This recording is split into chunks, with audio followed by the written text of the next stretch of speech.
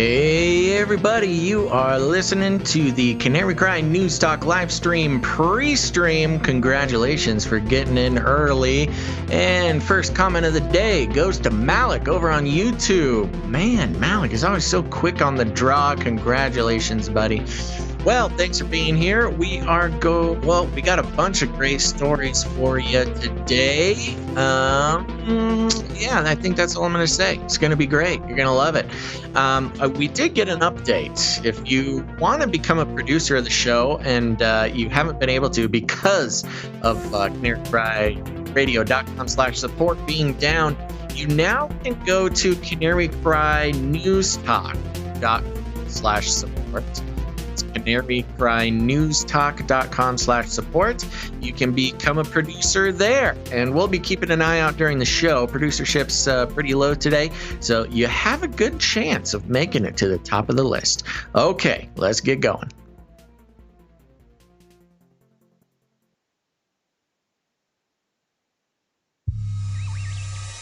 The world is getting crazier. People are acting more and more insane. The end of the world is tomorrow. There's only one thing to do when the world is falling apart. Listen to Basil and Gonz as they discuss this week's news and events through the lens of Bible prophecy. You are listening to Canary Cry News Talk. You're listening to Canary Cry News Talk. Today is December 4th, 2020. This is episode 272, and today, the faith awakens. Da-na-na-na-na. And I am your best buddy, Basil. And this is Gonz. Welcome to the podcast where we love Jesus, we love you, learning to love ourselves, and we're praying for our enemies, which is who are becoming more bold in their opposition to the truth. Such confidence. You can't handle the truth. Well, here we are. This is our, second post-Thanksgiving show, or third for you, second for me. Happy to be here. Let's see here. I don't have anything really new to report, I don't think. What about you? Well, I think we're going on lockdown again because we're purple area, whatever. And Los Angeles lockdown, and I think they're going to lock down Orange County again, and fires, more fires. It was really windy. Fires. Yeah, it was windy a couple days ago, and so more fires, more burning because of the lack of forestry control around here. Yes, well, you can't cut down any trees in California. That would insult Mother Gaia. Gosh. Yeah. Or just controlled fires so that we don't have crazy house burning down type of fires would be nice. Yeah, like they used to do for tens of hundreds of years, maybe not hundreds, but the Native Americans used to do controlled burns, or so I've heard. Well, there you go. Never been there, never done it myself, but that's what I'm told.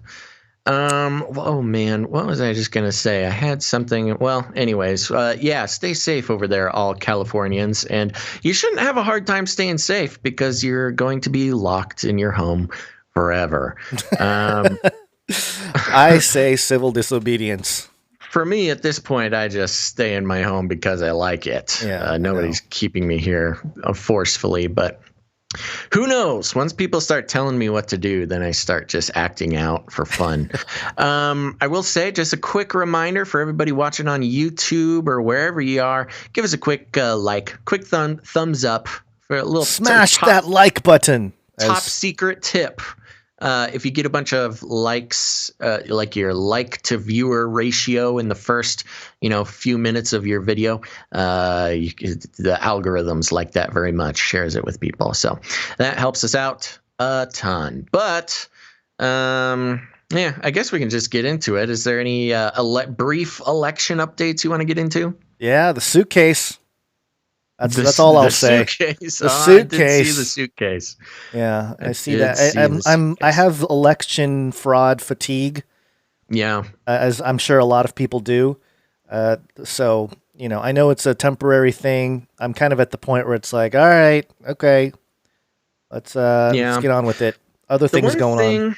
The one thing that bugs me about a lot of election fraud stuff, I won't say a lot of it, but the suitcase. You're talking about the video breakdown that was floating around, where it showed a counting zone that they closed down, said we're going to stop counting. When everybody left, some ladies brought out suitcases full of ballots from under a table or something. Yeah, started scanning them. Yeah. The one thing that bugs me a little bit about those, and that's just because I'm such a stickler for critical thinking and evidence, is there's the only context you get for the video is whatever the commentator is telling you. Like, there's not a lot going on in the video that, objectively tells you what's going on. Sure. It just bugs me a little bit. I don't know. Not to say I don't think it's evidence. It's just like, I don't know, you could take a video of a lot of things, and then you have the right commentator saying the right things. You can make it look like anything. Yeah, I understand where you're coming from. I will say that if the commentary is even remotely true, then people can't say there isn't evidence of at least some weird, strange things going on. Yeah. Of course, I think there's been election fraud for a while, but this time it's just there was such buildup to the election fraud idea from both sides leading up to these elections that I think whoever lost was going to be all in on the election fraud. Or whoever perceived to lose, or whoever perceived to lose. So was going to claim that there was election fraud. Yes, because the mainstream media for like the last 2 years were like, "Oh, those machines, they connect to the internet. We don't know what's happening. What kind of database? Blah blah blah." And then all of a sudden, because their guy is in, they're like, "Cleanest election ever." Yeah. And so, well, the fun thing to keep in mind is like, of course, there's certainly a lot of interesting videos and other evidence regarding election fraud in this election. But if you've been paying attention, pretty much every election has some amount of election fraud. And of course, when you realize that presidents are selected, not elected, there's a lot to say about every election being a complete farce, but we don't need to get too deep into that. Yeah. So there it is. I didn't want to spend too much time on that, which is why I'm in our show notes, our notes between you and I, Basil, under election brief, it says suitcase. Suitcase. That's all it has. No link, nothing else, just suitcase. Yeah, I'm tired too. I don't know. Again, when something super big comes out, we'll certainly talk about it. We will talk about some implications as to what a Biden presidency will mean for Christians in this episode. So we'll get there. And it connects with my rant from last episode too. Sure. But we'll get into that. Okay, but at first, I think we should head over to the Flippy Update. Flippy Update. Do you want fries with that? That's right. All right. We're going to pop off the show here with Flippy Update. For those who are new to the show, Flippy is the colloquial name we have for the disembodied robot arms that are taking our jobs, enslaving our children, and flirting with our spouses. We use talking about Flippy as a proxy conversation to explore just how robotics and artificial intelligence are taking over the world, including our very lives and our livelihoods, Gons. Over the years, I've made some pretty good predictions on career paths that the younger viewers or older, if you're looking to change your career, but especially those trying to figure out the career path of the future. Basically, just become a blockchain coder or a podcaster. Either one of those. I would recommend the coder though. But today is kind of I'm talking to you kids. Anyways, this is coming from scientificamerican.com, and the title is "This Robot Can Rap." Really? That's right, Guns. What if your digital assistant could battle rap? Oh, you can see this was written by an older, more mature person, because it's called Rap Battle, not Battle Rap. Although battle rap sounds like a Christmas contest my grandmother would enter at the mall or something. What if your digital assistant could battle rap? That may sound far-fetched, but Gil Weinberg, a music technologist at the Georgia Institute of Technology, has adapted a musical robot called Shimon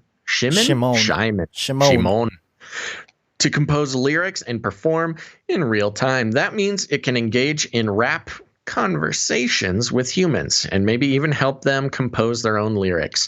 Shimon, which was intentionally designed to sound machine-like, is meant to be one-of-a-kind musical collaborator of an inhuman rap battle opponent. And then the article just kind of goes into the history of computer music, but we have a little sample for everybody here. Gons on the ones and twos, hit it. Well, before I hit it, let me just set it up. Jesus. What you're going to hear, I set you up perfectly. I know you did, but you got to give a little context. Okay. What you're going to hear is a human rapping at this robot arm with a head face thing, and then you will hear the obvious robot responding to the rap. So here's Shimon. But it can't be one, cause I got the vocabulary off the top and I often rock, closing up shop. Hey, with your false vision, social indigestion, ask attention. The solution is passing by. We are the servants of the worlds for the world's showing aim. Cause you're trying to make a claim. I want to be a human. There you go. I want to be. We're making the claim that they want to be human. Yeah. And what I love about this rapping robot is it really is a flippy. It is an arm. Yes. It is a robotic arm with a little cute little robot head with a mouth on it. So it is an official Flippy update. I got to say, they said it was intentionally sounded robotic. They nailed it. Yeah. They nailed it. It sounds intentionally robotic for sure.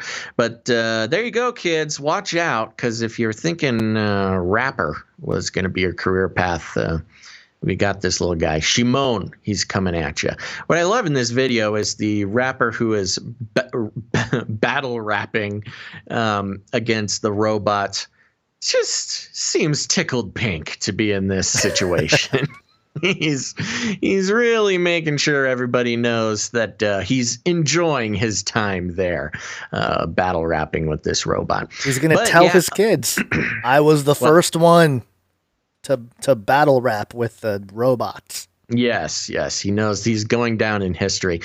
A couple interesting things, though. This might seem a little less than enthusiasm inspiring, I guess, less than inspiring of a rapping robot. The interesting thing about this is it is compiling these verses in real time. Right. So these are not pre-programmed. These are not, this is happening in real-time AI processing, which is pretty impressive, compared to other talking robots where most of it's all pre-programmed and it's just set to respond to certain commands. So that's pretty cool, but just pretty much just that. That's all. I couldn't even really understand half of what it was saying, but they are trying very hard. Yeah. Well, at least they didn't go for the humanoid thing, just because one of the problems we've seen recently is like we're trying to make it as human as possible. Right. It never turns out well. So at least they stuck with the robot thing. Or that could just be an excuse of like, we couldn't make it sound human. So we'll just tell them that we made it, we tried to make it sound robotic. Yeah. It's kind of the similar thing with the uncanny valley. If you try to make it too human looking, it just kind of looks creepy. And I think the same is with voices, because Sophia, the robot, they try to make her as lifelike as possible, which just makes her creepier and creepier. But the voice is part of that. Yeah. They try to make it a very realistic human sounding voice. I think purposefully making this guy's voice robotic is the right way to go. I don't want to be tricked into thinking that it's a human rapping when it's really a toaster. So there you go. Just watch, kids, man. It's okay to rap in your spare time, but the robots are coming for that whole industry, so watch out. Well, maybe in the future, wars will be fought with battle rap. Instead of physical war, you've got to battle rap the robot. So work on your chops, kids. Yeah. Drop those lines. There you go. Well, what do you got for updates? We interrupt this broadcast to give you a brief update. By the end of this timely interruption, you will be thoroughly updated. 33 is the number of completion of the Great War. We always start off with a 33 update, or a couple of them anyway. 33 is the Illuminati dog whistle. And this, according to people.com, see how Windsor Castle is decorated for Queen Elizabeth's first Christmas there in 33 years. Wow. Yeah. So, why? I don't know. But Queen Elizabeth is spending the holiday in Windsor, and her palace is already filled with festive decorations, including a giant Christmas tree. Okay, so, well, yeah. I'm glad they included that. Your favorite pagan holiday would not be complete without a giant burning effigy. I'm getting mixed information about the pagan holiday thing. It certainly was pagan. Yes. But there was some of the early church fathers and anyway, we don't have to get into it now, but there is some stuff out there that I noticed and read that. Although that conversation will be had, as is tradition, this month. We will. In the next few weeks, we certainly will get into the Christmas debate. Yeah, we will. We'll definitely talk about it because it's really easy to just say it's all pagan. There does seem to be some tradition rooted in some early church type of stuff. But I move on to the other 33 update. This is heavy.com. Juno star Ellen Page comes out as transgender. My name is Elliot. And we heard, I'm sure everyone saw this story a couple days ago. But what wasn't really mentioned, and this was, who was it? Somebody on Twitter pointed this out to us. I was just trying to look for it. Yeah, so we'll give him the credit for pointing this out. But it says here, Ellen Page, best known for their work in the film Juno. Best known for their work? That's really interesting. It's they. Ellen Page, best known for their work. Because I believe part of this is because they posted their pronouns, and it's they.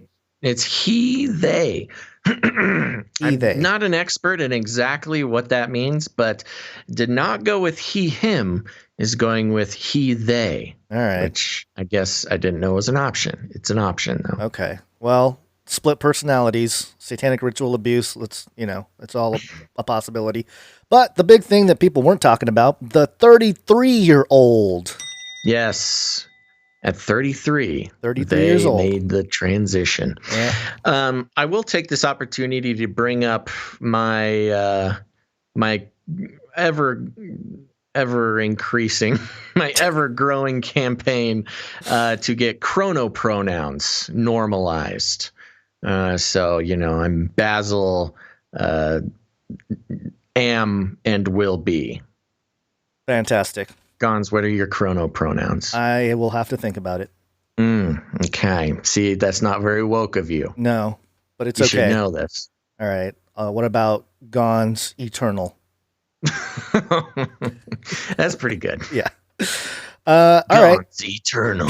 That's going to be the name of the documentary I make about you when you inevitably get, forcefully sucked into the singularity, the AI singularity. Yes, and I will communicate where I'm at from the other side, but it won't really be me. You see, it'll be a false algorithm. Yeah. False prophet. God's eternal. Yeah. Okay, what's next? Just letting you know, it's not me. It's not me in there. Okay. Another number that keeps popping up that I've been keeping my eye on, obviously for reasons that are pretty obvious, is the number 666. And we have a little jingle here that I put together, and we'll see if it gets by the algorithms, but here it is. That is Iron Maiden, The Number of the Beast. Gons, how could you play the devil's favorite song on our show? Well, it's just a jingle to lead us into the 666 update here. AlbanianDailyNews.com, the most authoritative Albanian source in English. Oh, that's good to know. Did you know that? I will say, at the moment that we are reading this 666 story, there is 333 live viewers on one of our platforms. Oh, wow. I think that's total, actually. Low number today. Yeah, well, we're only a couple total. minutes in. Yeah. The headline is 666 Albanian anti-maskers fined. So 666 people have been fined in the last 24 hours for non-compliance with restrictive measures, such as wearing a mask in public places and not moving after 22 hours or 22. The mask of the beast. Yep. We finally found. Well, that was one of the reasons why, we sort of debunked the mask as the mark of the beast, was because, there has to be 666 associated with the mark in some way. But there you go. 666 people have been fined in Albania for not wearing a mask. I will say, I've heard a lot of great things about Albania. Yeah, that's maybe why they're going after him. I know. 666 and the mask and the whole deal. Just keep it in mind there. Something weird. Something weird. So we'll keep an eye out for other 666s in the headlines, because it seems to be popping up a little bit more than it used to. I don't know if that's been recently, a thing. Yeah. It's just triggering people. All right, next up real quick here. Space. Wanna go to space? Whether you believe that it's just lights on the firmament or not, PopSugar.com reported Jupiter and Saturn will align to create the first Christmas star in nearly 800 years. And what's going to happen here is, I love how they call it a Christmas miracle. It hasn't happened in 800 years, and it's going to happen on the winter solstice, December 21st. Ooh. Jupiter and Saturn will align so closely in the night sky that they'll almost appear to collide from our vantage point. Interesting. Yeah, creating a radiant point of light, often referred to as the Star of Bethlehem or the Christmas star. Okay. Pretty crazy. Well, interestingly enough, on December 21st, after the adjusted calendar for the Mayan calendar, that's when the world's supposed to end. So yeah, I was reading some stuff. People sent us the note too that the guy who said that was joking, but he had to delete his thing because people took it too seriously. So that's interesting, because I got it from it was a PhD candidate. Maybe he was joking. It was something weird. It was a woman, and she was a PhD candidate in, I can't remember, history or something like that. Seemed relevant at the time. And she just went into the whole thing. That's where I heard about it. So I don't know whether it is correct or not. Maybe this PhD student is going to some online university. Yeah, maybe she had some stuff that she wanted to happen in 2012, and it didn't happen. So she's just banking on this time around. This time it'll go down. I think people are I feel like a lot of people are it's more wishful thinking this year than it was in 2012. Yeah, but it's like, oh please, let it be over. What I want to know is who calls this conjunction between Jupiter and Saturn the Star of Bethlehem? Nobody calls it that. This article says it does. Which this article has had 2.3 million shares, by the way. So a lot of people excited about the Star of Bethlehem this year, which could be a sign to usher in the Antichrist. I mean, just throwing that out there. That's not a bad point. Yeah. The counterfeit signs and wonders, Yes. All right. More updates here. Something good, kind of. Tell me something good. This has been a while since we've heard that jingle. I know. I'm trying to include good things. Perhaps almost an entire year. Yeah, I'm trying to include, and this is not a good per se. I'll twist it around. Okay. msmagazine.com. The good bots, one cyborg that's killing the trolls with kindness. And this article is in the context of, women are really on Twitter and social media. They really get, the trolls really go after the women. And so they put together this bot called the paritybot. Mm-hmm. And it was to counteract online abuse by sending human-written positive tweets Using a machine learning model to automatically evaluate a tweet's sentiment, paritybot scores tweets for toxicity and responds by sending a positive tweet if a certain threshold of negativity is breached. Positive tweets are contributed by humans and vetted by the Arito Labs team and offer supportive, encouraging messages for women candidates. So, this is a super pro-women story. Yeah, just women? Yeah, but I was going to say, not a bad idea to just have more of this, just in all contexts, not just for women. Just in general, just in general. Yeah, it reminds me, again, I guess we're reminded a lot of this, but Ghostbusters 2, where there's the river of evil beneath the city. Yes. It's kind of how the internet is. It doesn't matter where you go. There's always some sort of river of negativity flowing beneath it. But yeah, maybe just the robots got to bring the positivity, man. Yeah. I mean, if we're going to use robots and AI and machine learning, might as well give them a positive spin.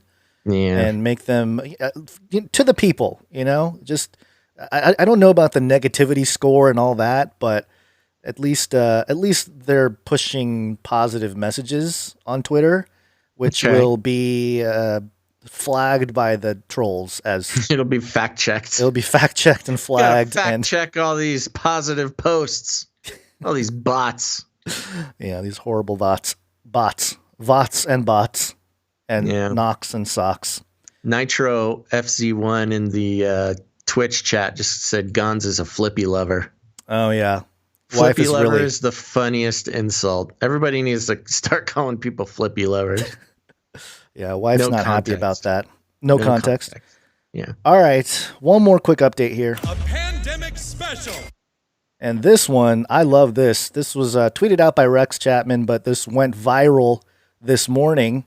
Things escalated quickly on CNBC this morning. This is fantastic. Do you want to check this out? This is Rick Santelli with, I don't know the other guy's name, but he's like a young anchor on CNBC, and they got into it. Can't tell me that shutting down, which is the easiest answer, is necessarily the only answer. Rick, I just as a public health and public service announcement for the audience, the difference between a big box retailer. Who is this? Hold on. The difference between it's Andrew. The difference between a big box retailer. Hold on. The difference between a big box retailer and a restaurant, or frankly even a church, are so different. It's unbelievable. Going into a big box retailer, I disagree. You're wearing you can have your thoughts and I can have mine. You're required to wear a mask. I disagree. It's science. I'm sorry. It's science. If you're wearing a mask, science. It's a different story. 500 people at a Lowe's aren't any safer than 150 people in a restaurant that holds 600. I don't believe it. Sorry. Don't believe it. And I live in an area where there's a lot of restaurants that have fought back and they don't have any problems. And they're open. Okay. You don't have to believe it, but let me just say this. You're doing a disservice to the viewer because the viewers need to understand it. You are doing a disservice to the viewer. You are. You are. I'm sorry. I'm sorry. I would like to keep our viewers as healthy as humanly possible. The idea of packing people into restaurants. I think our viewers are smart enough to make part of those decisions on their own. Completely different I don't think that I'm much smarter than all the viewers like some people do. Yeah, this one's CNBC. CNBC, and both of these guys are employed by CNBC. Maybe Rick Santelli not so much longer. You know what? My suspicion is that this is sort of controlled opposition. And I mean, I love for those who are watching live, it's very funny to watch. On the right, the yelling man is an older guy, and he gets kind of red faced, and yes, he's very passionate about this. I like his attitude. And the other guy, the guy on the left, is kind of a younger, kind of just normal looking guy, but he's, man, if he's much over 30, not much. Yeah. And obviously much less experience handling these types of things on air. So the thing that got me here and makes me kind of think maybe this is a controlled opposition type of situation is, you got the older guy screaming about masks, and you got the younger, calmer, sort of frustrated millennial who's saying his literal words, "You're required to wear a mask. It's science." It is scientifically true that we are required to wear a mask. That we can agree. But yeah, this is fun. I like this guy. So you think this is a psyop to perpetuate the division of ageism? And I think, yeah. Well, what I think is this is CNBC, which very few sort of hardcore conservative people would even consider tuning into, I think. Yeah. But I think putting this guy on here to really, and you're watching this guy when he is, when the younger guy is talking, what's his name? Rick Santorum? No, the older guy is Rick Santelli. I don't know the younger guy's name. Well, that's what I was saying. So when the younger guy is talking, the Rick guy is just making these faces. He's folding his arms. He's making like these pouty faces. He's pointing. That he's just pointing. He's very animated. I think this was created to give maybe conservatives or older people someone to relate to on this channel to keep them tuned in. To keep them tuned in. Yep. Yeah. I mean, it went viral, so it worked. I think that's what it is. We got some good ISOs from this, though. I disagree. That's a good one to make sure. Anytime we disagree with something, we can throw that in. And this one, it's good, but the younger guy steps all over it. If you're wearing a mask, it's a different. I do. Yeah. You're required to wear a mask. It's science. That's not science. All right, so that's it for the updates. 16 minutes and 18 seconds for the updates, Basil. Okay. Yeah. You did a good job keeping it short today. You win. I win. Okay, well, time to go into our second update segment here. But this is, we got a little series of things about the vaccine.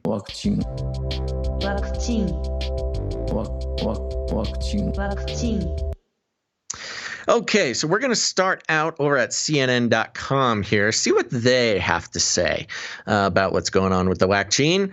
The headline is vaccination cards will be issued to everyone getting COVID-19 vaccine, health officials say. The Department of Defense released the first images of a COVID-19 vaccination record card and vaccination kits on Wednesday. Good to know. So now we know how to Photoshop our own. I know. They have a little picture here. They gave it away. Yeah. Get to work, Photoshop kids. Vaccination cards will be used as the, quote, simplest way to keep track of the COVID-19 shots, said Dr. Kelly Moore, Associate Director of the Immunization Action Coalition, which is supporting frontline workers who will administer COVID-19 vaccinations. A Department of Health and Human Services employee holds a COVID-19 vaccine record card. I just read the caption to that image. Quote, everyone will be issued a written card that they can put in their wallet that will tell them what they had and when their next dose is due, Moore said. Let's do the simple, easy thing first. Everyone's going to get that. Just before we go on, I think this is interesting. Out of all the talk, all the hype and the talk and the money and the companies and the investments, to make your COVID-19 tracking apps, and you're going to have your blockchain certified vaccination record and everything. They're finally just like, no, let's just give everybody a piece of paper. They can just carry it around in their wallet. Let's make it simple. Vaccination clinics will also be reporting to their state immunization registries what vaccine was given so that, for example, an entity could run a query if it didn't know where a patient got a first dose. Moore said many places are planning to ask patients to voluntarily provide a cell phone number so they can get a text message telling them when and where the next dose is scheduled to be administered. Every dose administered will be reported to the U.S. Centers for Disease Control and Prevention, said Claire Hanan, Executive Director of the Association of Immunization Managers. The CDC did not immediately respond to CNN's inquiry about whether such a database would include a record of everyone immunized. And there is the concern. And, of course, the CDC did not immediately respond to that. As far as vaccine kits, the DoD image shows the kits include a card, a needle, and a syringe, alcohol wipes, and a mask. Operation Warp Speed has 100 million vaccine kits ready to go if and when distribution of a coronavirus vaccine starts. General Gustave Perna, Warp Speed's chief operating officer, said last month. The images come as two companies, Pfizer and Moderna, await emergency use authorization in the United States. A panel with the U.S. Food and Drug Administration is expected to discuss whether to authorize the EUAs on December 10 and 17th. Wow, that's coming quick. No, okay. For a second, I was thinking that we were in Vax Week for the UK, but that's next week. Reminder, UK listeners, next week is Vax Week. Your vaccinations start. And make sure to send in your boots on the ground reports. Let us know how that's being received. Moving on. Should Pfizer and Moderna get the authorization, the vaccine's first shipments could happen December 15th and 22nd, respectively, according to a document from the federal government's Operation Warp Speed. Initial supplies in the United States will be limited, and the wider population won't have access to vaccines until months into 2021. A CDC panel recommended Tuesday that healthcare and long-term care workers get inoculated first. By February, 100 million Americans could be vaccinated against the coronavirus. Monsef Slaoui, chief advisor to Operation Warp Speed, said Wednesday. That's it. There you go. So we're all going to get a little card, Gons, after all the hubbub. I know. About chips and implantations. Well, get ready. Don't laminate it though. You're not allowed. Most people born in the United States, anyway, in the last 30, 40, 50 years have gotten, maybe not 50, well, maybe about 50, have gotten some kind of vaccine as children. And we have our immunization cards. And I don't know the protocol of how it works currently. Do the hospitals just keep a duplicate record of that, or? I have no idea. As I've mentioned in the past, I've recently had to get certain vaccinations to travel to like Africa and stuff. Yeah. They gave me a little card. It's a little yellow card. I lost it. I have no idea where it is. So you must get it again, Basil. Yeah. And this time. I remember, you got to show it to the guy as you're going into certain African countries. I just thought it was such a silly system. Like, if you know what they look like, you can just photo. They didn't like check any numbers. They didn't do anything. They just look at it and you just keep walking. But yeah, what they don't tell you about is the watermark that's on the blockchain. Oh, the blockchain isotopic watermark. Yeah, on the paper. That's how they're going to get us. We'll see. Well, keeping up with the vaccine updates, there's a few things to bring up, other stories and headlines. This one is concerning, well, a couple of these are concerning PSYOPs, if you ask me, and I don't have my PSYOP jingle. I thought I had it ready to go. Oh, no. Oh, boy. I need to get a better database to pull up some of these jingles here. I did warn PSYOPs. And this headline is from CNBC, where the arguments took place with those two guys earlier. Headline, would you be willing to get a COVID vaccine in exchange for a $1,500 stimulus check? Oh, yeah, I saw How this. one bold proposal would work. I'll just read the bullet points here. Americans are eager for more one-time stimulus checks.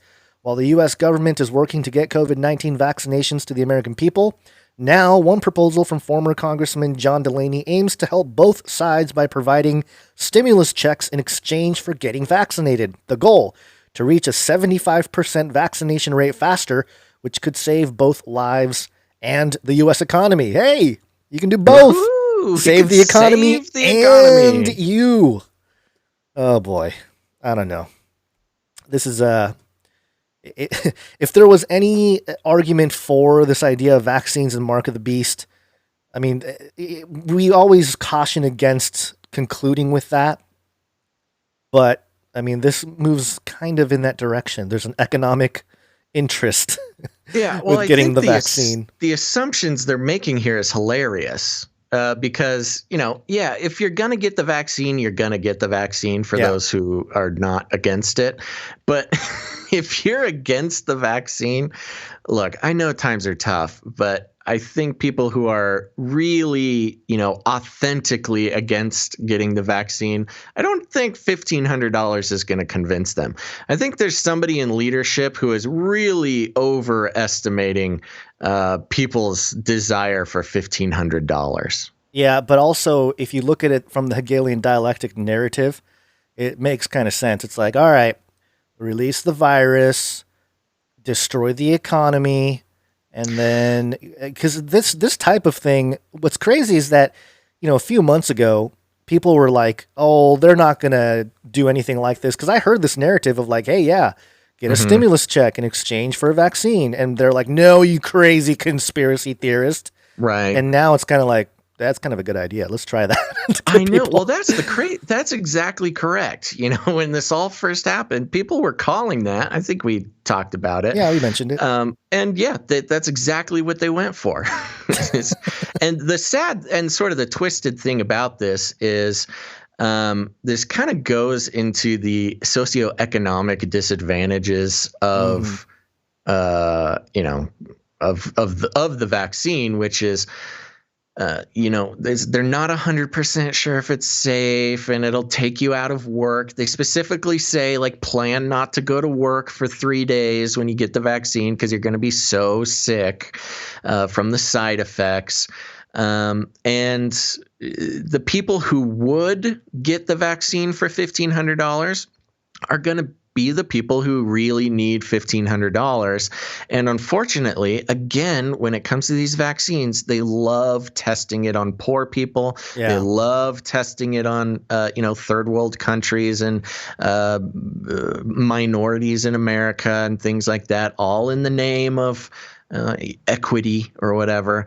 But really, testing an unsafe vaccine on poor people is pretty much the sickest thing you could think to do. And, luring them in with $1,500, again, has really sinister undertones that I think there's just a lot of they're tone deaf to. They're tone deaf, but they know certain people because of the economic situation that everybody's in right now. They know people are going to comply. And so it's a good carrot on a stick to dangle in front of people. And it's not the only thing. Let me take this next one. You can take the last one. Sure. If the $1,500 is not enough to convince you, maybe this will convince you. State-sponsored propaganda machinery. CNN.com, former presidents Obama, Bush, and Clinton volunteered to get coronavirus vaccine publicly to prove it's safe. Yeah. What is, oh my gosh. Oh man. Real quick before we get into this, Old Tabox made a good point. Poor people don't sue. So if the vaccine goes wrong, the poor people who got the $1,500 are not going to they don't have the $1,500 is not going to pay for the lawyers to get your compensation from the vaccine court. Maybe Elon can launch an anti-vax campaign lawsuit, and he'll pay for the lawyers, and everybody can jump on board. Yeah, what are you going to do, Elon? What have you done for me lately? Which, by the way, I think people saw the Starlink satellites the last couple days. People were seeing it in the sky. And I saw you tweeted that. Yeah, there were people saying that they saw it, and I was trying to get some pictures if anybody caught it. There was one picture that was shared, and it's kind of a blurry thing. It's just crazy. I think we're going to have a bunch of starry things happening in the sky in the next decade here. But was it or was it not in the shape of Elon's face? Not yet, but it's coming. Oh, okay, it's coming. All right. But this story back to ex-presidents. This story here. CNN, former presidents Barack Obama, George W. Bush, and Bill Clinton are volunteering to get their COVID-19 vaccines on camera to promote public confidence in the vaccine safety once the U.S. Food and Drug Administration authorizes one. The three most recent former presidents hope in an awareness campaign to promote confidence in its safety and effectiveness would be a powerful message as American public health officials try to convince the public to take the vaccine. So powerful. This is having I don't know. I think this is going to have the opposite effect. Obviously, it's going to be like a lot of people saying, how do we even know that it's not just a placebo, number one? Yeah. I mean, it doesn't take a genius to point that out. You can have retractable needle, fake injections. You can have just saline. Like they're going to take it live on TV, but you're not going to see the president's live stream for 3 days as they suffer from the side effects. Or, yeah, one or the other. I'm really hoping. I want to see all three of them cash their $1,500 check. Oh, that's what I want to see. That's a good point. I for some reason, my brain, when I saw this story and I saw people sharing it around, I don't know why. I must have been very tired. I haven't been getting much sleep recently because of the baby. And, you know, me and my wife, we take shifts. And so I take the night shift into, 3, 4 a.m. So it's been a rough few days here. But I saw this story, and all I can think of was, here, it's going to happen. They're going to vaccinate like Obama, and Obama's going to be like, see, look at that. Nothing happened. And then he's going to like morph into a reptilian. Just lizard eyes will come out. And the world will finally know. And then David Icke's going to come out and say, I told you. And that was the other thing. Somebody mentioned on Twitter on my feed when I shared this story. They should get like a skeptic, like a true skeptic out there, like a David Icke or whoever. I mean, maybe not David Icke, but like somebody or Alex Jones. Get Alex Jones to actually give the vaccine. If you want to really convince the crowd of people that, well, although can you imagine Alex Jones and these guys in the same room? It would be, oh my gosh, primetime TV. What would happen? Oh, Alex would start yelling. Celebrity death match. It'd turn into a wrestling match. That'd be hilarious. I might even pay to watch that. I would pay to watch that happen. Pay-per-view. You would pay-per-view. Would it just be Alex Jones? I mean, that's what I'm saying. He's a pretty stout guy. Well, he's stout. Yeah, he would hurt these guys. Bush, Obama, and Clinton. I mean, Clinton is so. No, Clinton, he'd be like, he's fine. Nothing can happen there. Yeah. Bush, he's okay, but he doesn't really know what he's doing in the ring. I would be a little worried about Obama. I think he's kind of scrappy. I've seen him throw some three-pointers. Yeah, well, that's what I was saying. I can take him out, but he's a little bit more athletic. Yeah. Okay, so. There you go. I mean, yeah, not buying it. Nobody's buying it. Nobody is buying it, and this is going to be a spectacle. I can't wait to watch this. It's such an insulting assumption as well. Lots of insulting assumptions. I think that's the lesson so far with this whole vaccine update. It's very insulting to the American people, where it's like, oh yes, who do we trust? The presidents. Bush. Oh, I trust that guy. I'm totally down with everything he did. Oh, Obama, trustworthy guy. Bill Clinton, oh, sure. Whatever he says is true. It depends what is. I totally get it. The assumption that we would feel better about something because, three of some of the most dishonest Americans, presidents, well, they're all dishonest, but I don't know. It's just silly. It's almost like it kind of seems like a throwback, to a bygone era where Americans would see the president do something and also want to do it. I don't think that happens very often. Well, that's what I was thinking. Who's the guy or the gal who's going to be like, look, it's not a partisan issue. Obama, Bush, and Clinton got together and took the wax. That's going to be the argument. Right. It's safe and it's nonpartisan. This unity sort of facade. Sure. But anyway, there it is. There's one more quick piece here from our vaccine update, and it's a bait and switch. Real quick, Peachy in YouTube says, why are they treating us like we're kids? Like they're going to eat vegetables on camera for us next. It made me think of, you when you got a kid, you're trying to get them to eat their food. You turn the fork into an airplane. Sure. Here comes the choo-choo. Open up for the choo-choo. They're going to start doing that with the vaccine syringes. Yeah. Here comes the spaceship. He's going to land on your arm. Fantastic. Excellent. All right, bait and switch time. Bait and switch. I'm going to come from the Wall Street Journal. And here was a fun little surprise. A real change of tone from literally 2 days ago. The article is titled "Supply Chain Obstacles Led to Last Month's Cut to Pfizer's COVID-19 Vaccine Rollout Target."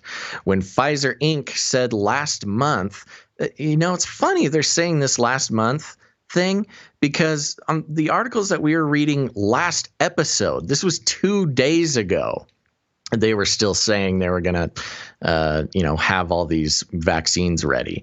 So this last month thing is a little shady. When Pfizer Inc. said last month it expected to ship half of the COVID-19 vaccines it had originally planned for this year, the decision highlighted the challenges drug makers face in rapidly building supply chains to meet the high demand. Quote, "Scaling up the raw material supply chain took longer than expected," a company spokeswoman said. Quote, "And it's important to highlight that the outcome of the clinical trial was somewhat later than the initial projection. Pfizer still expects to roll out more than 1 billion doses in 2021 as originally planned. Pfizer and Germany-based partner BioNTech SE had hoped to roll out 100 million vaccines worldwide by the end of this year, a plan that was reduced to 50 million on November 9th. The UK on Wednesday granted emergency use authorization for the vaccine, becoming the first Western country to start administering doses. The 2-shot vaccine also is being reviewed by the Food and Drug Administration in the U.S., where a similar authorization could come later this month and a rollout before the end of the year. The U.S. regulator also is considering a vaccine developed by Cambridge, Massachusetts-based Moderna, and that's the one that had a lot of troubles during the trial, that could begin shipping before Christmas. Oh, we could have our vaccines in before Christmas, Gons. The doses are among an array of vaccines that have been developed this year as the coronavirus pandemic has raged across much of the world. Authorities estimate nearly blah, blah, blah. And then they give us all the numbers that we already know. But so there you go. I mean, this is interesting. They're sort of backdating these numbers, what am I trying to say? Dosage manufacturing numbers. Yeah. Well, I think that this is once we know that this is all fluky, and it's interesting when the Wall Street Journal has to get out there and cover some of this information. That you know how wonky it is. It's not like some fringe blog pointing these things out. It's the Wall Street Journal. So but no, people aren't going to read this article. Hey, Obama got it. Hey, look at me. I'm fine. Well, what's interesting? Well, I totally forgot what it was. I had something highlighted and it's totally gone. Well, nothing's interesting. This is Pfizer. All boring. That was Pfizer taking over your thing there. They sent me the flashing signal in my VR headset here to stop talking about it. The fun part about it is that these guys have already been paid. They got paid billions of dollars earlier this year. They're really they're not under a ton of pressure. They've already been paid. It's kind of like, we'll ship them when we get them. Don't worry about it. Yeah. And just as a quick side note, and we've talked about the PCR tests, but there was a paper that was that came out that was a challenge by 22 international scientists against the main scientific article that created the RT-PCR test as the main way to test for the COVID-19. Right. And they basically use the paper as like, okay, yeah, deploy it, test everyone with this methodology. Right. At the end of last month. We know, as you've brought up before, you had a good segment on it. PCR is not technically a test. It's an amplification process. Right. It's a process.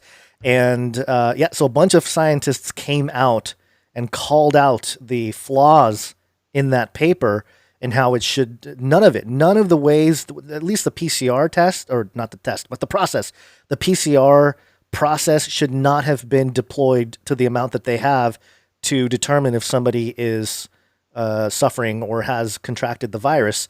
And so, it's just headlines and information that you're not going to get. Maybe not headlines, I'm sorry, more like information that you're not going to get in headlines in the mainstream media because it goes against the narrative. But yeah, this is the one problem here in just looking at the discussion with this topic, is that there is no hard consensus amongst even the scientific community of what this is, the severity of it, how to treat it. So anybody that's out there that says, like Fauci out there saying science is truth, it's nonsense, because again, there's no consensus. Scientists can't even agree what to do here. And the political use of some of the ways in which this is played out are being called out by other scientists. Right. So yeah, just well, some that's more the funny ammo. thing. We're up to like 100,000 doctors and scientists worldwide who are, they're not all saying that like COVID's a hoax or something, but they're coming against different aspects of the official mainstream narrative. Right. And, that number just keeps growing. And according to the mainstream, it's a growing number of faulty fake doctors who, are being paid by the conservative right to lie to the people. It's like, okay, come on. Yeah. So, you're so against conspiracy theories, but not when they're your conspiracy theories. Yeah. Well, there you go. Those are all of the vaccine updates. Fun. Setting up for Vaccine Week next week in UK. Yeah. I don't know, the UK area. Let us know, UK friends, how that goes. If you have to Week. put up your shield and close your doors. I don't know how it's going to work. And scan us a couple vaccine licenses if you get them. Oh yeah, perfect. There you go. Although it'll have weird English on there, spelled different and stuff. Ye old vaccine certification. Sorry, okay. British listeners. I'm just making fun. We love our British listeners. Okay, let's move on here to a couple of main stories. This one is regarding what would go down if and when, I would say if, Biden takes hold of the presidency. It's got to be biblical. The race wars. Race wars. Race war. I've warned you and warned you and warned you. And this story is from WND.com. So it's a very right-leaning outlet, WorldNet Daily, so keep that in mind, and we'll talk about it. Headline, Secular Democrats urge Biden to pounce on U.S. Christianity. Sweeping agenda calls In God We Trust a relic of McCarthyism. Mm-hmm. The article states a Democratic Political Action Committee representing secular values issued a sweeping agenda for Joe Biden to reverse many of President Trump's advances for religious liberty and, quote, restore a vision of constitutional secularism. I love that. Yeah. Repeal religious liberty. The Secular Democrats of America, PAC, and Reps Jamie Raskin, Democrat in Maryland, I think, and Jared Huffman, Democrat in California, members of the Congressional Free Thought Caucus, were behind the 28-page document, which was issued Monday. It would ban religious organizations from participating in government programs, support governors who want to close down churches amid the COVID pandemic, require new disclosures from churches, overturn religious rights precedents such as the Hobby Lobby case, prevent mention of creationism in education, and work for a de-radicalization of, quote, white Christian nationalism. Right. The document declares the, quote, rise of white Christian nationalism is a national security threat. It goes on. It recommends to Biden. Security threat. Yeah, wow. That's. I've noticed that is the dog whistle for both sides. Republicans and Democrats. They'll throw out the. This is a national security threat to whatever thing they don't like from the other side. It recommends to Biden that he, quote, encourages the Department of Homeland Security and Department of Justice to dedicate resources to de-radicalization programs aimed at hate groups, including, but not limited to, white nationalists, increase monitoring of such groups, including the online environment, and take action to address increased hate crimes toward minority faith communities, and shift rhetoric to label violent white nationalist extremists as terrorists.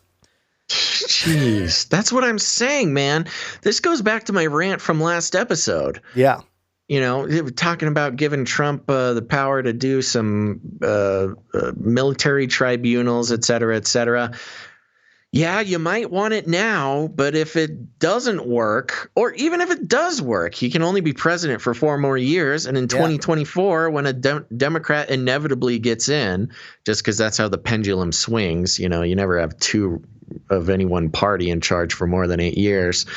Then that person, whoever it is, that Democrat would have the power to do, or have the precedent rather, to start military tribunals and martial law specifically for America's biggest national security threat, white Christians. And you won't even have habeas corpus. It'll be all military tribunals for you, church folk. The PAC wants to and rid me, I'll be at the top of the list. That's the problem. Yeah, I know. Well, there's no proof that you're white. They don't know who I am. Well, they can't get Basil, but they can get me. The PAC wants to rid the nation entirely of the Religious Freedom Restoration Act, which was adopted in 1992 to protect religious expressions and has been integral in several religious liberty victories in court. The document insists government funding should be non-sectarian, calling for restoring secularism to the nation and protecting non-theists. It targets dozens of presidential executive orders for elimination, including those that promote free speech, provide for equal participation by faith organizations, encourage the strengthening of black colleges, allow employers to be exempt from Obamacare's abortion funding mandate based on their faith, protect healthcare providers from being forced to violate their faith, and protect the faith of federal program participants. The plan calls America's motto, quote, "In God We Trust," a, quote, relic of McCarthyism and the anti-atheist hysteria of the 1950s, and says reference to, quote, Judeo-Christian values should be condemned, which is that's pretty crazy. Like that is crazy. Well, especially since Judeo-Christian values, they can hardly be called Judeo-Christian values in America because they're just kind of values. I mean, you take the 10 Commandments, pretty much everybody's going to agree with the 10 Commandments, even if you don't want to call them 10 Commandments. I think most people can agree. Yeah. Don't steal, don't kill people, don't, do, well, there's 10 of them. You know the thing. The thing. But what's the word they use? Not abolish. What did they use? They want to, let's see. What's the sentence you just read? The plan calls America's motto, "In God We Trust," a relic of McCarthyism and the anti-atheist hysteria of the 1950s. Oh, condemned. Yeah. Condemned. Judeo-Christian values. That is just madness. By the way, the hypocrisy here is that for these folks to even put together the Secular Democrats of America paper, they are basically standing on those Judeo-Christian values that are sort of inherent in our country to propose this. Yeah. So this is a Ouroboros, snake eating his own tail type of thing. Yeah, this is hardcore. I got to say, I never thought that it would get this hardcore. Yeah, I'm sure a lot of people knew. Yeah, well, a lot of people talk about it. It's a fun thing to talk about. It's a lot of, it's the type of alarmism that gets people to download your podcast, which we are not very good at. But I mean, that's to have it officially come out as now, to be clear, this is some organization recommending this to Biden. Yeah. Okay. It's got politicians that are behind it's not his current official standing, but this is what his people are recommending to him. No. And I think part of the Hegelian dialectic, the right-left paradigm, all that, if you look at the history of the evangelicalism in America, how it arose, it literally was labeled by Truman, I think in the 50s, as a psychological operation. to combat communism. And so it's almost like a long time setup for this. Like, let's get the whole movement going. And then in one fell swoop, let's label them, terrorists and wipe them all out with this thing. It is so hardcore. It kind of has the stench of PSYOP on it. Yeah. Condemning Judeo-Christian values is such a radical statement, even for a secular, society, is a pretty crazy statement to make. It kind of has a PSYOP waft to it. Yeah, well, it's very atheist in its approach too. And it insists politicians should not be allowed to say God and country. You're not allowed to say it. Okay. You know what? I was waiting for the right time to bring this up, but this has happened before in the world, of course. China had a very extreme secularization movement. But it also happened in Turkey not that long ago. And it was interesting that you brought this story here, or that it popped up, because I just listened to a program that really talked about the Turkish secularization. And they went so far, of course, there's a lot of Muslims in Turkey. They went so far to secularize that women who wore headscarves couldn't work for the government.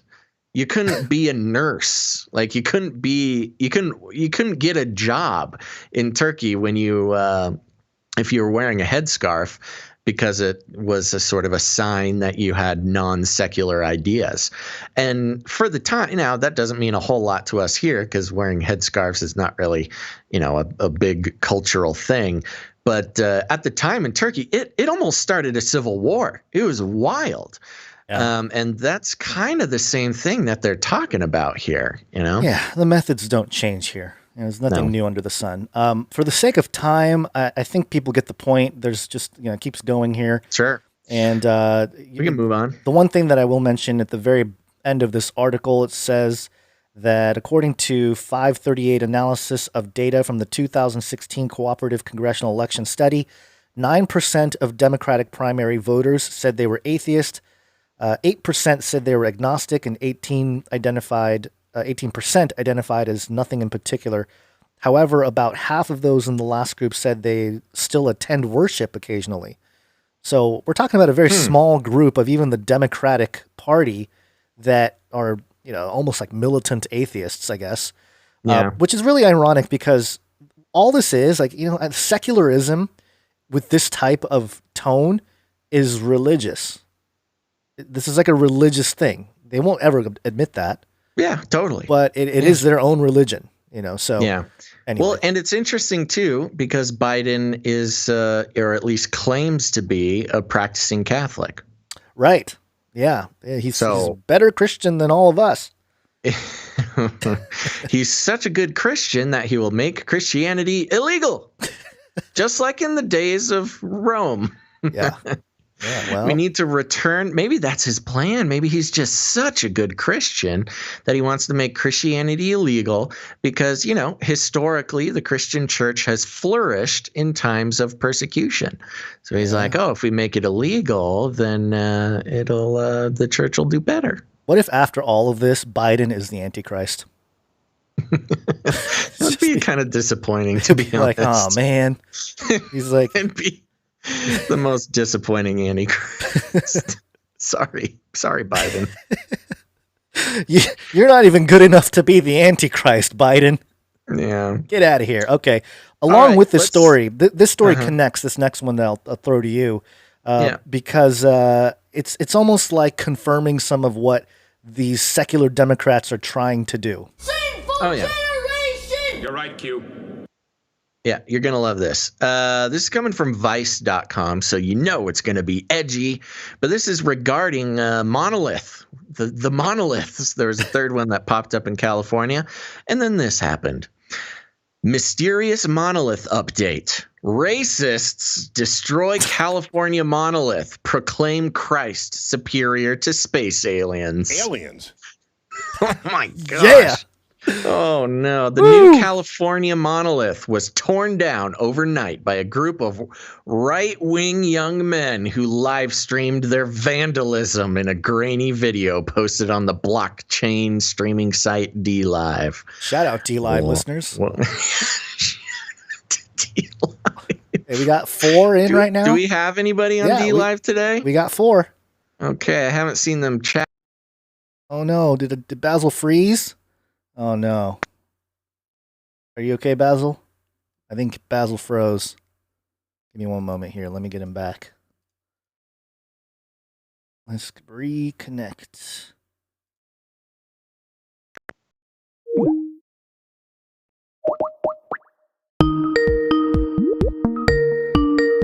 Oh boy. Are you back? Yeah, they didn't like me talking about the monolith. Apparently, because you're a white nationalist. I'm white. I'm a racist. Calls Jesus better than aliens. Okay, I'll just start over here. The new California monolith was torn down overnight by a group of right-wing young men who live streamed their vandalism in a grainy video posted on the blockchain streaming site DLive. In the video, a group of 3 men are seen pushing the statue over and chanting "America First" and "Christ is King." The men, one of whom was wearing a "Make America Great Again" headband, called part of the monolith's construction gay. I've got to see this video. Then replaced it monolith. Replaced it monolith. That's a typo. Come on, Vice. Get it together. Come on, Vice. Then replaced it monolith with a wooden cross. It is a decidedly bleak turn in the ongoing monolith saga that has generally been a delightful distraction for a world racked by a pandemic. Okay. Quote, "Christ is king in this country. We don't want illegal aliens from Mexico or outer space," a man in the video says. So let's take this feed down. Aliens. I don't think this is real. You think these are guys that are trying to paint the whole narrative? Think so. I think this has got to be some saboteurs. These are young guys too, so it would be very easy to be like, "Hey, we'll give you $1,500 to go over there, tear down the monolith, put a cross up, talk about how you love Jesus and America, put on a MAGA hat, the whole deal." Right. Not even a MAGA hat, a MAGA headband. Oh, headband. Yeah.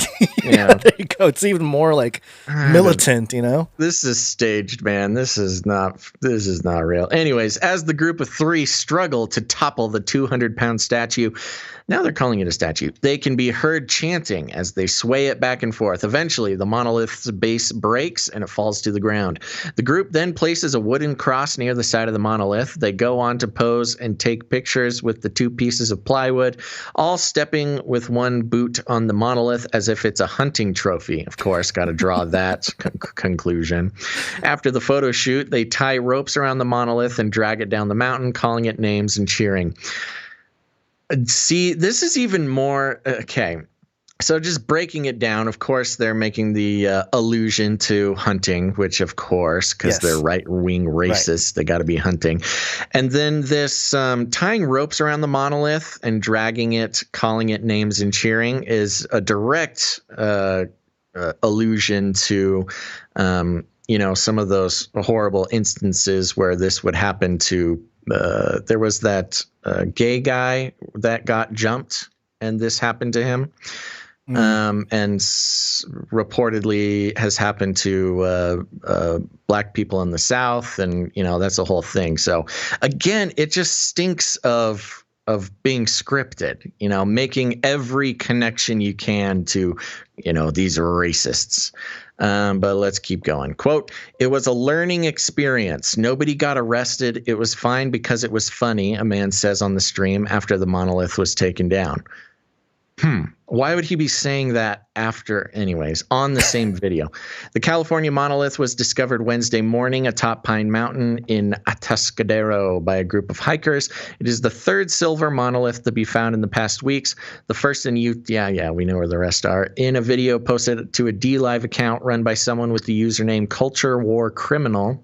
The group of men claims to have been driven for over 5 hours to get to the statue's site, streaming most of the time. The man who appears in the later video is wearing military fatigues and camo face paint. He's vaping while saying things like, quote, I will... Oh, I don't want to read that. It's mean things.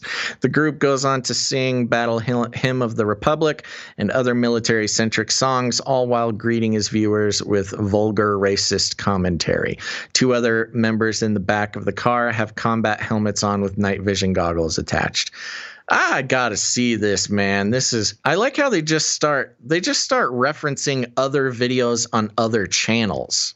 Yeah. And just to throw in some racism. Yeah, and you look at this picture, and well, I think they're talking about these guys live streaming while they're driving to the thing, right? That's what they were talking about. That's what they say, yeah. And you see the one gentleman here in the picture on the right wearing a camo, I don't know, shirt, fatigues, yeah. But when you read it, it sounds like, oh, he's trying to be all militant. It literally looks like something he got at Old Navy. Yeah, it does look like a Gap version of it's camo. It's not I'm like no an actual camo expert, but it's got like weird buckles and stuff that I don't. Again, I'm not. Haven't spent much time in fatigues, but it looks more like a fashion statement than a usable camouflage outfit. But let's see. Read the last paragraph. Last paragraph. I'll jump down. I'd be happy to jump down. Here we go.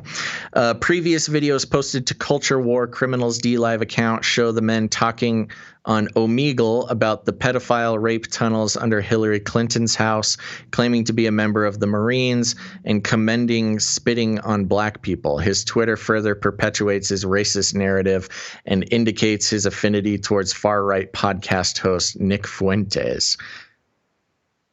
Is that what you wanted me to say? Yeah, this guy peddles pedophile rape tunnels under Hillary Clinton's house. Oh, well, there you go. That's a good example. That's how this is fake. Yeah. I mean, this is a psyop from all accounts because, again, it's with the problem with the mainstream media's portrayal of Pizzagate, where they say, oh, crazy Pizzagate, where Hillary Clinton owns a pizza restaurant that traffics children. That was never part of it. That was only portrayed in the mainstream media and, other ridiculous sources.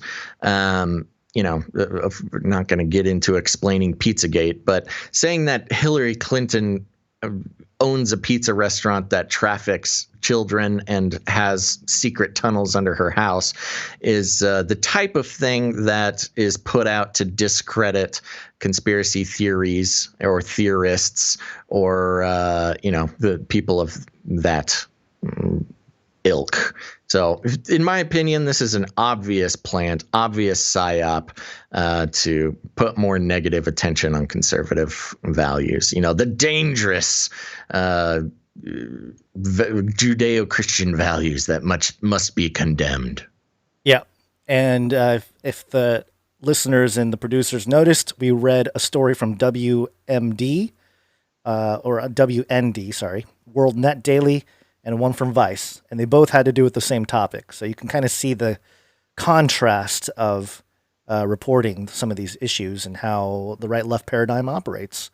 Yeah. And will continue to operate. But I think we should take a break, and we got some big rants planned for afterwards, and we got to hurry because we have another thing happening tonight, which I haven't even mentioned to anybody out there yet. I know. We forgot to mention it, so we'll mention it right now during the break. It's break time!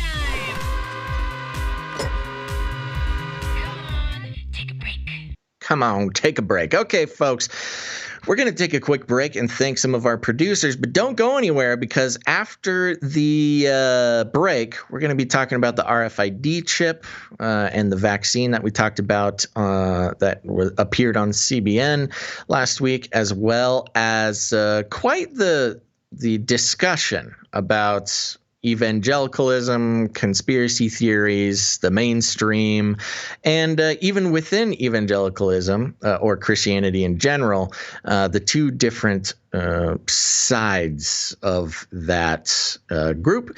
And yeah, a lot about that. Really important conversation in my opinion. But first, let us take a break and thank some supporters. So, producers, not supporters. Thank you. Come on. Thank you. That's what froze my brain for a second. So producers, you might say. Maybe you're new to the show, and you're thinking, producers? Somebody produces this? That's crazy. You're right. It is crazy.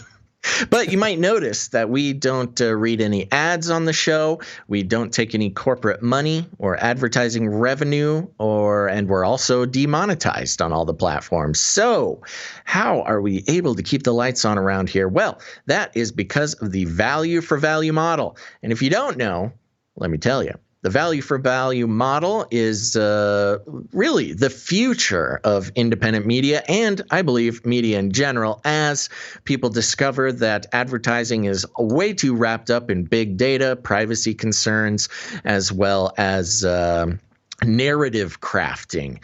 It insists that pieces of media like our show are brand safe. It kind of ties your hands, or a cat's got your tongue when it comes to talking about certain things that brands just don't want to be associated with. And it's for that reason why we have decided to try our best to stay integrous as far as being told what we can and can't say, and just taking money from people who want us to consider you, dear listener, as a commodity to be bundled up, collected, and shipped off. Your attention and your trust to be sold for our own personal gain just didn't seem like it was the right thing to do for us. And I've said it before, but if you're new, I'll just say it again. We have in the past gotten some pretty I don't know, what would you say, attractive propositions from certain advertisers, and we have not accepted a single one against our accountants' best wishes. Accountants being us. And yeah, those offers were, if anybody else, we might have said, we made it. We made it. We got the attention of the big dogs, but yes, right. We were like, nah.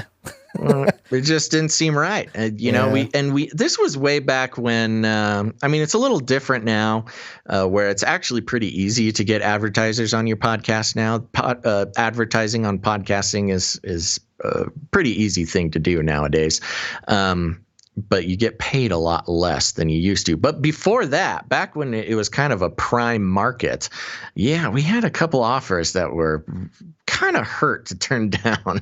Yeah. But that's neither here nor there, because we are here now on the value for value model. And here's the thing, without rambling too much, when you rely on advertising to fund pieces of media that you appreciate, you're literally letting advertising companies and the corporations that pay them dictate the value of a piece of media that you enjoy. And this has worked for a while during, certain phases of the internet and, mainstream television type stuff. But it's quickly becoming problematic for a lot of different reasons, and even just philosophically. The idea of letting some ambiguous advertising corporation set the value on a piece of media that you enjoy, people are waking up to the fact that that's a pretty messed up concept. And instead, they are taking their media future into their own hands and becoming a producer of Canary Cry News Talk. And let's thank some of them now. Actually, it's going to be a pretty short producer segment. Let me pop over here. One of the first ways, one of the easiest ways that you can become a producer of Canary Cry News Talk is by heading over to patreon.com/CCNT for Canary Cry News Talk. Patreon.com/CCNT, which I regret to inform you, Gons, we have no new patrons over there, no new producers. So that makes that part pretty quick. Now, we've been having a problem with canarycryradio.com/support. It's kind of a big problem. It's gone. It doesn't exist right now. We are currently trying to figure out how to get it back up. But we have to come to the conclusion that the fact that our support page has disappeared is part of the reason why producership is low recently, Gons. But we did figure out that you can go to canarycrynewstalk.com/support, and we've put up a page there where you can become a producer. We're putting the link into the chat right now. That's canarycrynewstalk.com/support. We don't have a cool jingle for that URL. So if you would like to become a producer of the show, again, head over to canarycrynewstalk.com/support. And Gons, do we have any producers that have come in on the PayPal? Yes, I think as of now, I haven't double checked since the top of the show, but we had one producer come in, and that is producer Carter O. Carter O. And Carter O., thank you very much for that producership. Not only are you the only producer for this show, so you're the executive producer by default, but your producership was very generous, and we appreciate that very, very much. Starting to get a little stressful, Gons. Starting to get a little stressful with this low producership for the past month or so. So now is the time if you want to become a producer of the show. Yeah, I mean, just to be serious for a moment, we say it every show that we can't do the show without the help of our producers. And we do say it sort of flippantly, and we just kind of keep moving. But it is actually the truth. Like we mentioned, we don't advertise for what we think are pretty good reasons, but that does require people to become producers of the show. And it's been quite low recently, as we've mentioned over the past few episodes. I believe that most of that has to do with our page, our website being disappeared into the ether. So I know we've got a lot of enthusiastic and generous supporters out there. So please head to canarycrynewstalk.com/support. Otherwise, who knows, Gons? It might be a very dark winter for us this winter. We literally won't be able to keep the lights on. Yeah, we'll be okay. But, we have other ways people can support the show, even if it's not with your treasure. You can do so with your time and your talent. And we have a few people to thank on that regard. We have Objectivity Cave, who I think is usually in the Twitch chat as well. He sent us a jingle. It's the Great Reset World Economic Forum jingle. Do we want to play the whole minute and a half here? I think we should. Is it going to be in the mix at the end, the minute and a half? I did not have it in there for today. Don't have it set up there. I don't have it set up. Play the sample. Okay, we'll play the sample, and then moving forward, we will add it into the end of the show mix. But here's a little sample of the World Economic Forum song.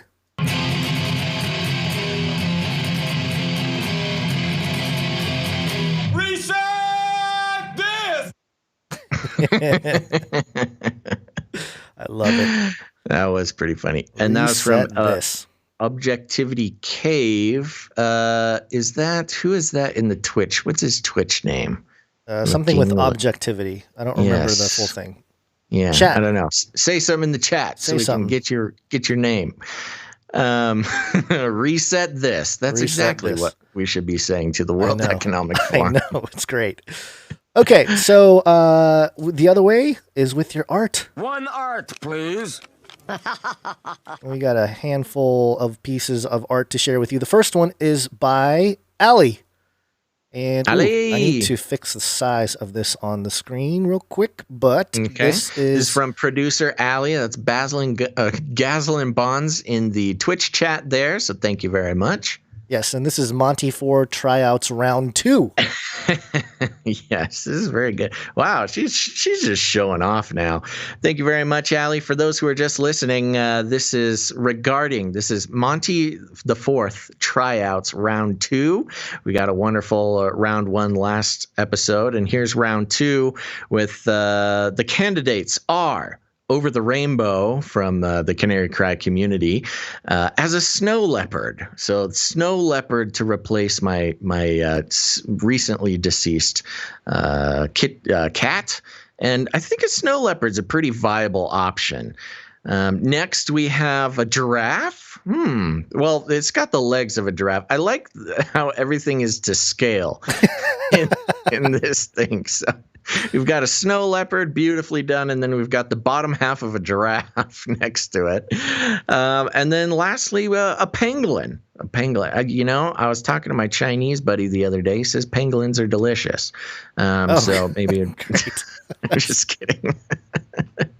But those poor pangolins, they are a delicacy, allegedly, in China. But also, very good pangolin. It's kind of like the armadillo you can have that won't give you leprosy. So that's probably a better option.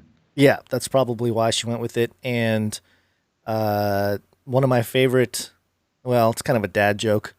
Mm-hmm. It's an old comedian joke about how it wouldn't be fun to be a giraffe with a sore throat. Oh, good one, Dad. Good one, Dad. All right. Thank you, Allie. Thank you very much, Allie. Piece of drawing again. Keep them coming. Keep them coming. Next up, we have a quote from producer Grace. And she quoted, "King of the apocalypse, building my empire from scratch." Ooh. Yeah. Oh, that's me. That's you. You said that. Yeah. Yes. Back when I was stranded in the wastelands of California. Yes. Oh man, they were so mean to me, Guns. I know. Yeah. Yeah. So thank you for that. You know what's funny about these? Before we get to the last piece of art here, today's art, for whatever reason, all the producers, it's all black and white. All 3 of the pieces of art that we got today, black and white. Okay. No color. Got a theme. Yeah, which it's okay because I have a Jesus on a T-Rex blasting out rainbow. So it kind of makes up for the lack of color. Quite the heretical visage there, Gons, but funny. Who says it's heretical? Jesus set the rainbow. Come on now. We're taking the rainbow back. And he made dinosaurs. So yes. And he giveth and he taketh away the dinosaurs. Last but not least, producer Mark with another episode of edition of the New World Order Times Gazette. This was great. Yeah. Do you want to read a couple of them? Yeah, go for it. Yeah. Okay. So this is another edition of the NWO, the New World Order Times Gazette. What is this? This is from Mark, right? Yep. Producer Mark. Yeah, these are great. And as usual, it's the classifieds section. So let's see what's in the classifieds here. We've got lost and found, missing steel monolith with sentimental value, 9.5 feet tall by 2 feet wide. Last seen in the remote. Oh no, I got a blurry version here. Remote area that has Utah desert, Romania. Being carried by Bigfoot, and that's all crossed out. Now, California Hills. $33 reward for any information leading to current location. We got to keep an eye out for that. Oh, shoot. He has to add now, seen being carried away by white racists. Next in the classifieds, in the services section, we've got a custom bidet installation. It will change your life. Never fear toilet paper shortages again. Optional COVID-19 virus eradication module available to avoid fecal surveillance detection. Call 1-800-WET-BOTTOM to schedule your free in-home estimate. I'm going to have to give those guys a call. Next, in the education section, we've got Lucifer's Laughing School. Has openings for the upcoming winter 2021 training session. Past clients include Anthony Fauci, Bill Gates, and Hillary Clinton. Don't miss out on this opportunity to learn from the beast cross that out, best.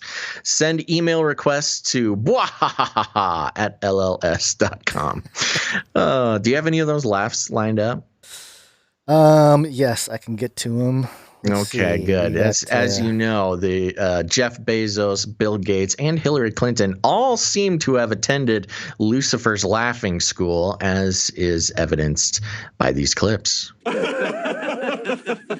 There's Bezos, and I gotta give me a moment to pull up the Hillary. It's buried in the files there. I am vamping. Vamping. Yeah, can you vamp a little good more? Vamping. I'll read this health and wellness one while we bring it up. This is from Health and Wellness in the Classifieds. Do you find yourself with the urge to make dinosaur sounds? Do you routinely feel the need to hide your face in public? Are you plagued with untimely eructation, aka show burps? Have you recently found yourself completely frozen during podcastings? These are signs that you likely have gout. Dang it!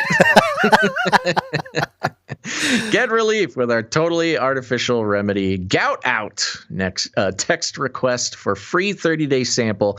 Go to 1-800 or 1-888-GOUT-OUT.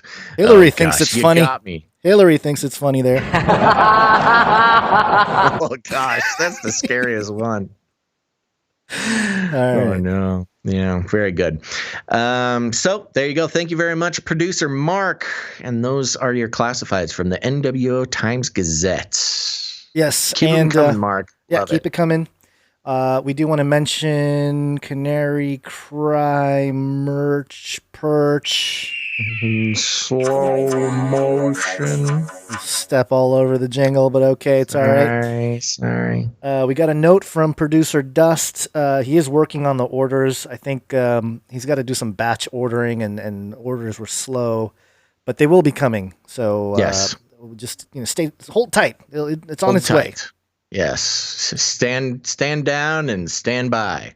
Yes, and do you want to read reviews right now real quick, or do you want to save it? Yeah, I'll do it real quick. There's one or two of them, right? Yeah, I got them. There's just a couple. And Gons, I got to say, for the listeners' sake, we hadn't been getting reviews for quite a while. And we got a few, and Gons very sort of sheepishly mentioned that we got a few before the show today. And usually I love reading reviews. Gons, I appreciate your non-enthusiasm about these reviews, because we have some well, let's just get into it. This was a 5-star review. We'll start here. This is a 5-star review from Lizard the Only Liz. Fringe topics without the tinfoil hat. Alternative Christian community. Relevant topics for this strange time we are in. For the face like the sun people, eventually you'll get used to Basil. Basil, I love you, brother. Stop playing it so safe. Not sure what I'm playing. Oh, probably because I don't want to put my image out on the internet. I grew up on the internet. I know what happens when you put your face out there. People Photoshop you into mean videos of being a racist, tearing down monoliths. Next, we've got a 5-star review from For the Remnant. Biblically speaking, Basil and Gons are workers approved by Yahweh. Quote, this is 2 Timothy 2:15 and 16. Remind them of these things and charge them before Yahweh not to quarrel about words, which does no good, but only ruins the hearers. Do your best to present yourself to Yahweh as one approved, a worker who has no need to be ashamed, rightly handling the word of truth, but avoid irreverent babble, for it will lead people into more and more ungodliness. So thank you very much For the Remnant. Yeah. Appreciate that very much. Yeah. Now here's the one, Gons, that I appreciate you hiding from me. I actually didn't know this one was in. I didn't see this. Yeah, you didn't see this one? Oh, no. It's okay. I'm used to it. 5 stars. Bun Poopy Face. So you know this is a serious listener here. Gons is 5 stars. How refreshing to hear Gons fly solo on the first ep post-Thanksgiving. It was easy to follow through the stories, and the commentary was thought-provoking and engaging. Love hearing your mini-me in the background. If the only thing Basil contributes is T-Rex noises, interruptions, arguments, and a pretty face, okay, the Wild West accent too, then maybe at least he could show us his pretty face. Gons, you make the show. Get some new tech nerd co-host. So we've got a malcontent, Gons. Wow. Yeah, this has to be a face like the sun person is what it must be. Probably. And that's okay. I understand. If you're used to the soothing, dulcet tones of Gons, me popping up in the feed can be a bit of a shocker. So that's okay. I'm guessing that this person is over 55 and they hate to laugh. They hate to laugh and they don't like having fun. Not that it's not fun listening to you solo, Gons. It's very fun for me, but that's okay. Bun Poopy Face, thank you very much for the constructive criticism. Yeah, I'd like to think I have more to give than T-Rex noises, interruptions, arguments, and a pretty face. Well, yeah. Although the pretty face is the main thing. I will admit that. I just think it's funny that the sex appeal of these googly giant eyes. eyeballs. Yeah, and the helicopter that's hovering over your house right now. You can hear that? Oh yeah, I got ears. I got ears, buddy. It's pretty quiet in here live. It's a quiet helicopter, but okay. Yeah, my ears are tuned for very detailed things. You are professional. But yes, thank you, Bun Poofy Face. Appreciate. Yes, thank you very much, Bun Poofy Face, for the 5 stars. I'll take the criticism for the 5 stars. Appreciate it. Excellent. All right. Okay, those are all the reviews. Let's get back and run through these last few here. Let's do it. It's wake up time. Hey, yo, wake up. Okay, wake up, folks. Last episode, we talked about the CBN, we brought the clip from CBN of the doctor talking about the RFID chip in the thing. The vaccine. And the vaccine. The syringe.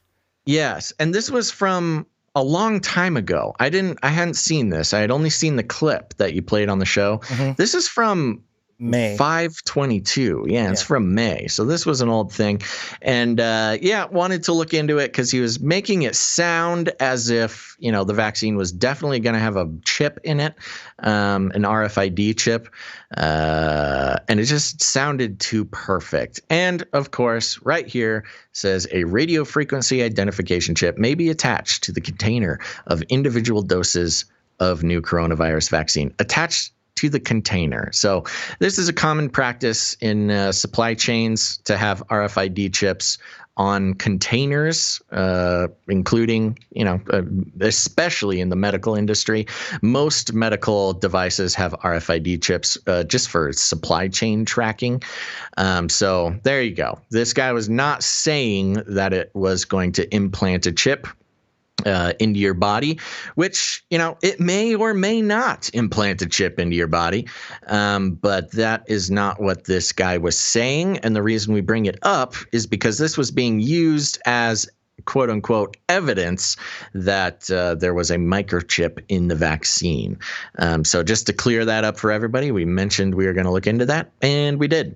There you go. Not much else to say about that, Gons. Obama's right. This is false. That's right. But, well, I will say that it still makes me uncomfortable either way. And how does it measure? And these are questions that you probably don't know, but or answers that you probably don't know. But does it measure if the vaccine itself has been discharged, or does it? Yeah. So here's a little thing about RFID chips. They're actually they don't really do much. Yeah, it's just an identifier, right? Like an RFID chip is really no more than a barcode. It doesn't hold any information. It can't really do anything.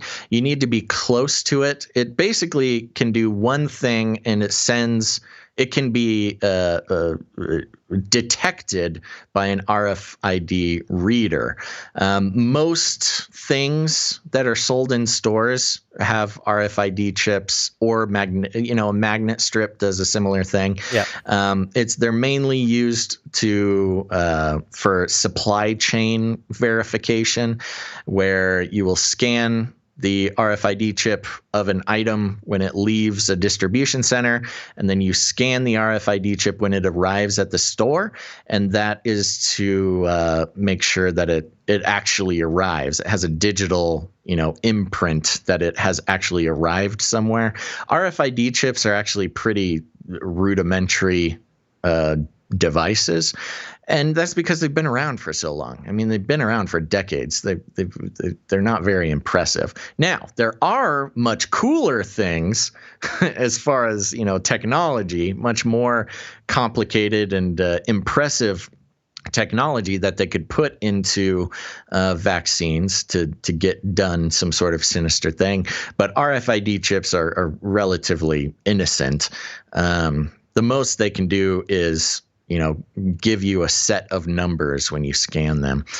But other than that, they're not very impressive. Does RFID is abbreviation for radio frequency identification, right? Right. Yeah. I still don't understand why we make identification a shorter version and call it ID.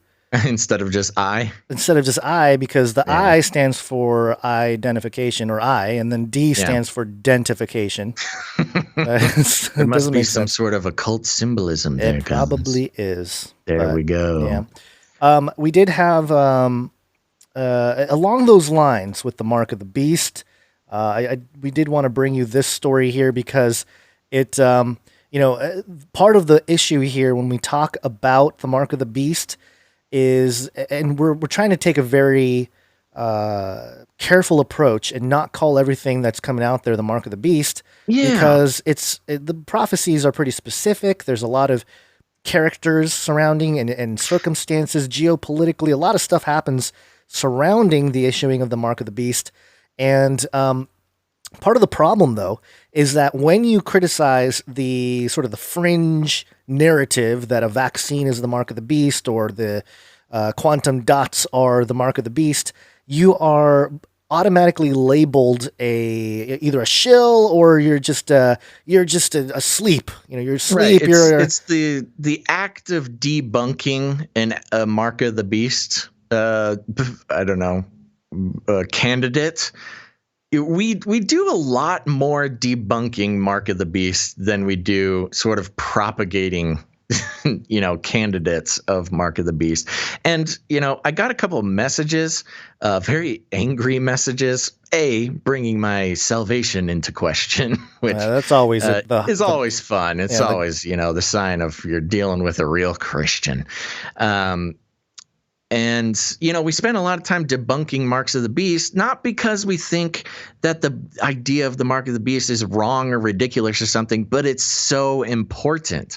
It's important enough to not get it wrong. Yeah. And, I think most people who listen to this show, and I would say most Christians in general, would respect that. But there are some out there who are just like so jazzed up on one particular thing being the mark of the beast that, you just use scripture to debunk it, and they call you a CIA shill. I mean, I've been a Christian literal entire life, but my entire life has I've been in churches that are constantly calling out what the mark of the beast is, teaching about the end times, et cetera, et cetera. I didn't even know there was a form of Christianity that didn't focus on these end times type of things. It was really wild in my later years to learn that there were Christians who didn't really know much about the book of Revelation. It was just a weird thing. So yes, I've had a lot of experience for a few decades of what isn't the mark of the beast? What are the important aspects of it? What are aspects of it that aren't actually in the Bible, that have sort of just been layered on top of it through Christian culture over the decades, et cetera, et cetera. So we spend a lot of time debunking marks of the beast, just not because, we're down on what the possibilities are. We just take it very seriously, and we're not going to propagate an idea that isn't explicitly backed up by Scripture. So that being said, I do want to bring this article here. And for those who listen, you know this, but if you're new, a lot of what we like to do on the show is explore how Christians are sort of talked about and portrayed and understood from a secular point of view, but also from the point of view within Christianity as well. Yeah. Of course, as everybody knows, there's thousands of different denominations of Christianity, and pretty much, a lot of them think that they're the only one with the truth. And that may be true, may not be true, I don't know. But not only Christianity, but also conspiracy theorists, how, the world views conspiracy theorists. And in this case, how other Christians are viewing conspiracy theorists. And so we can have these conversations. We can understand the thinking of people who may come against us in certain cases. It's just important to have an understanding of, the other side or whatever. So here we go, Gons. Are you ready? There's a lot of rambling. Yeah, you stepped all over my jingle. Excuse me, your jingle stepped on me. No, that doesn't happen on this show. Jingles don't step on anybody. Take priority. No, they're like a pedestrian in American traffic. Yeah, you got to watch out for them. You step over them, you pay the price. All right. Don't even read their. I was gonna say I break for jingles, so here I am. Okay, I'm gonna try this again. Quiet on the set. People don't even read their Bible, for heaven's sake. Speaking of the beast system, beast system. There we go. We finally got through it. We got it. Okay, so this is coming from religionnews.com, which is sort of the most straightforward website I've ever heard of. religionnews.com. Eric Metaxas and the losing of the evangelical mind. Woo. And of course, at the top here, they have a giant picture of a presumably Christian man holding up a Q sign. Although we don't know if it's a Christian man. There's a lot of assumptions. Here we go.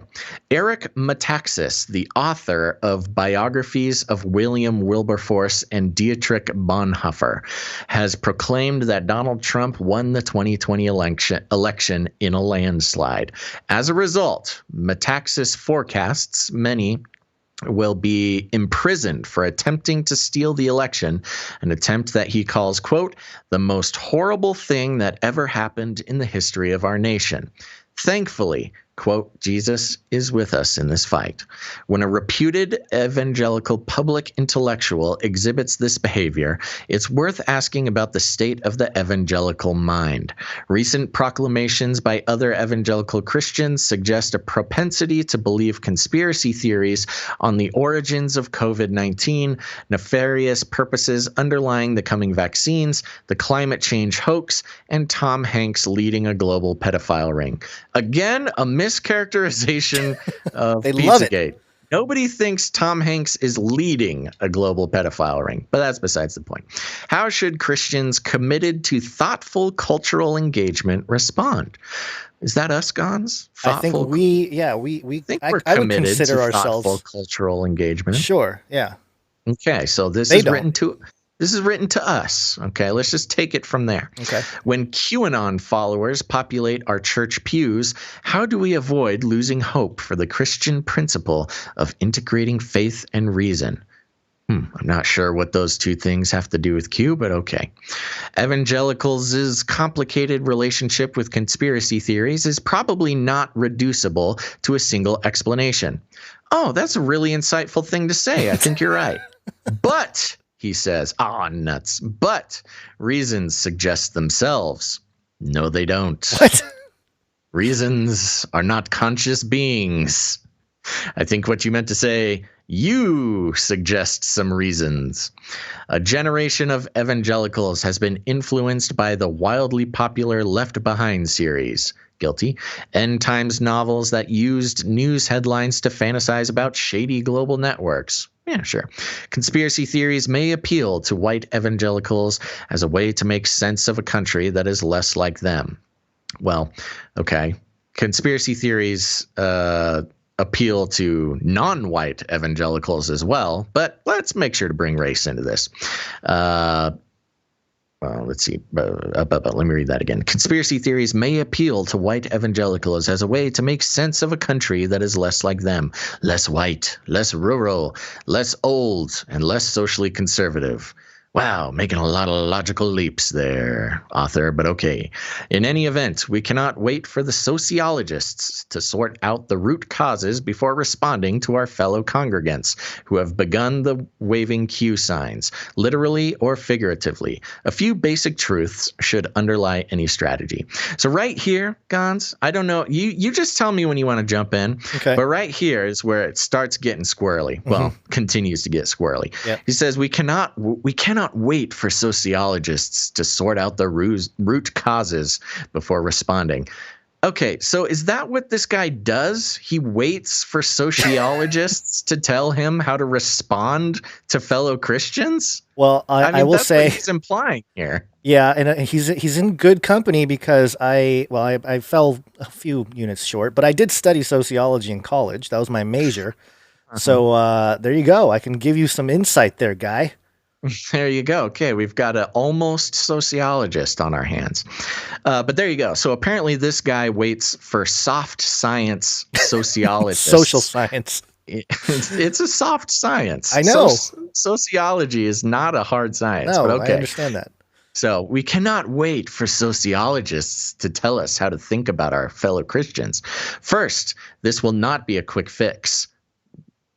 Trump's I just can't comment after everything. So Trump's willingness to entertain conspiracy theories may have contributed to his supporters' eagerness to do the same.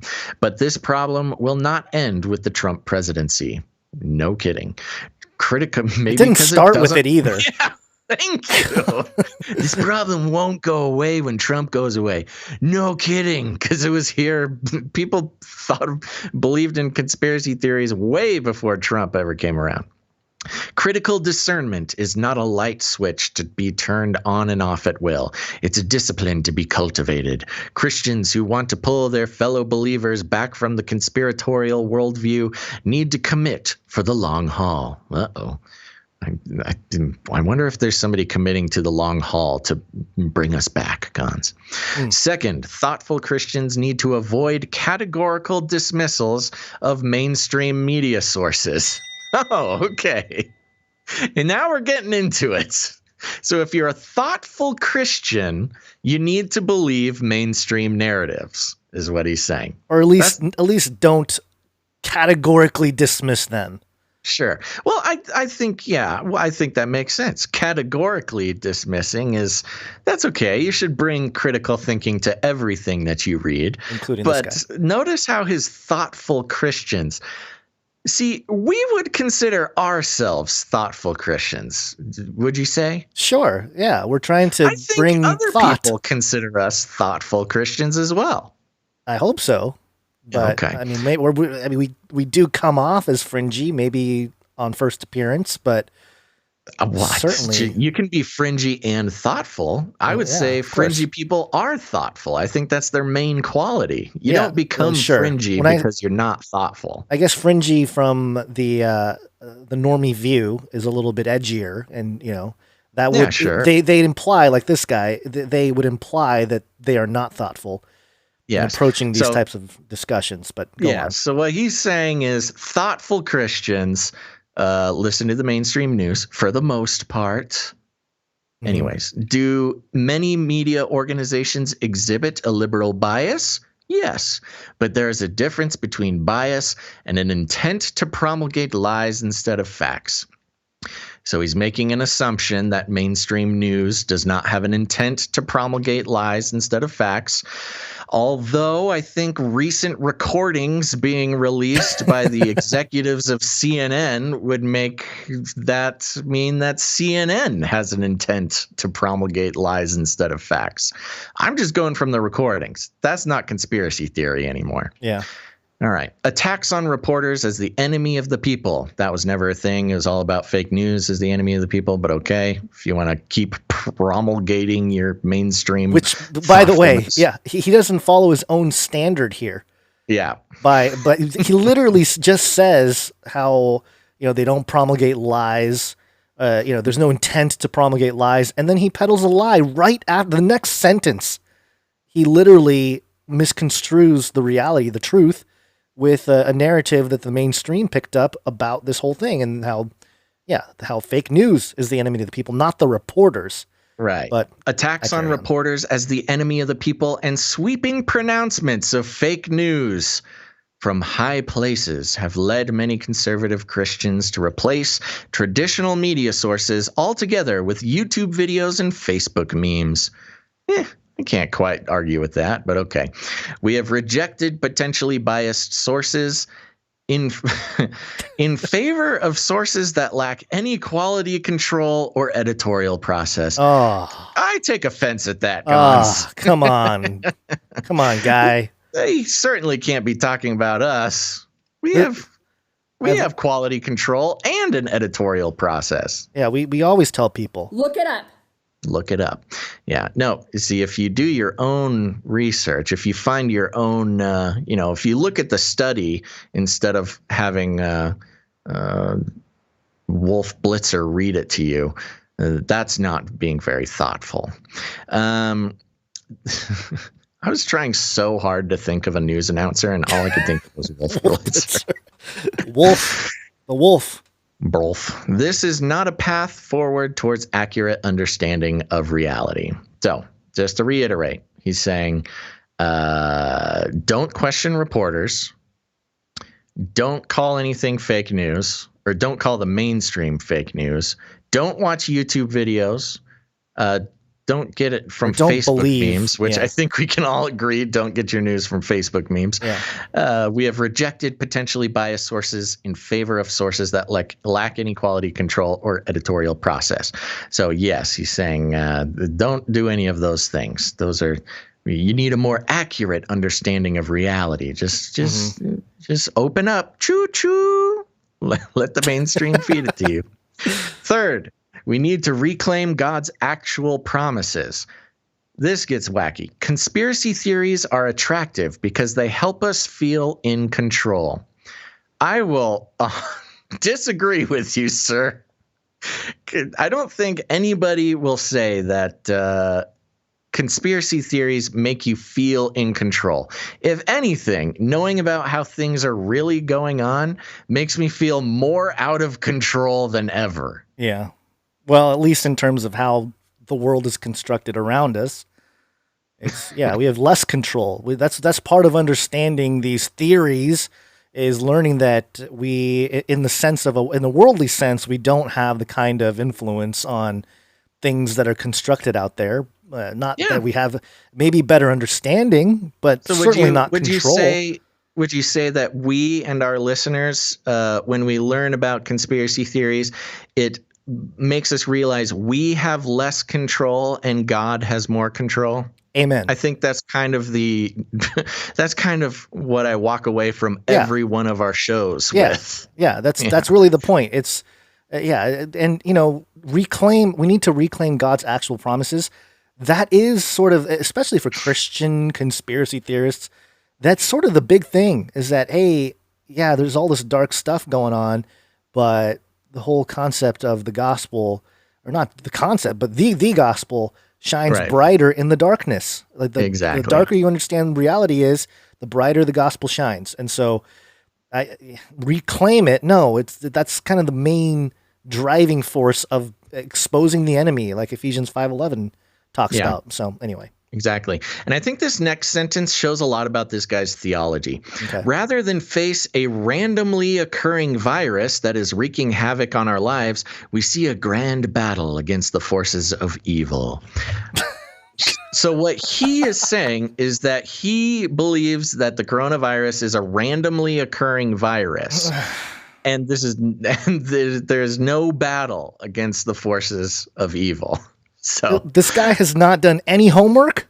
There's like documented evidence. No, he's done his homework. He's watched CNN. Oh, okay.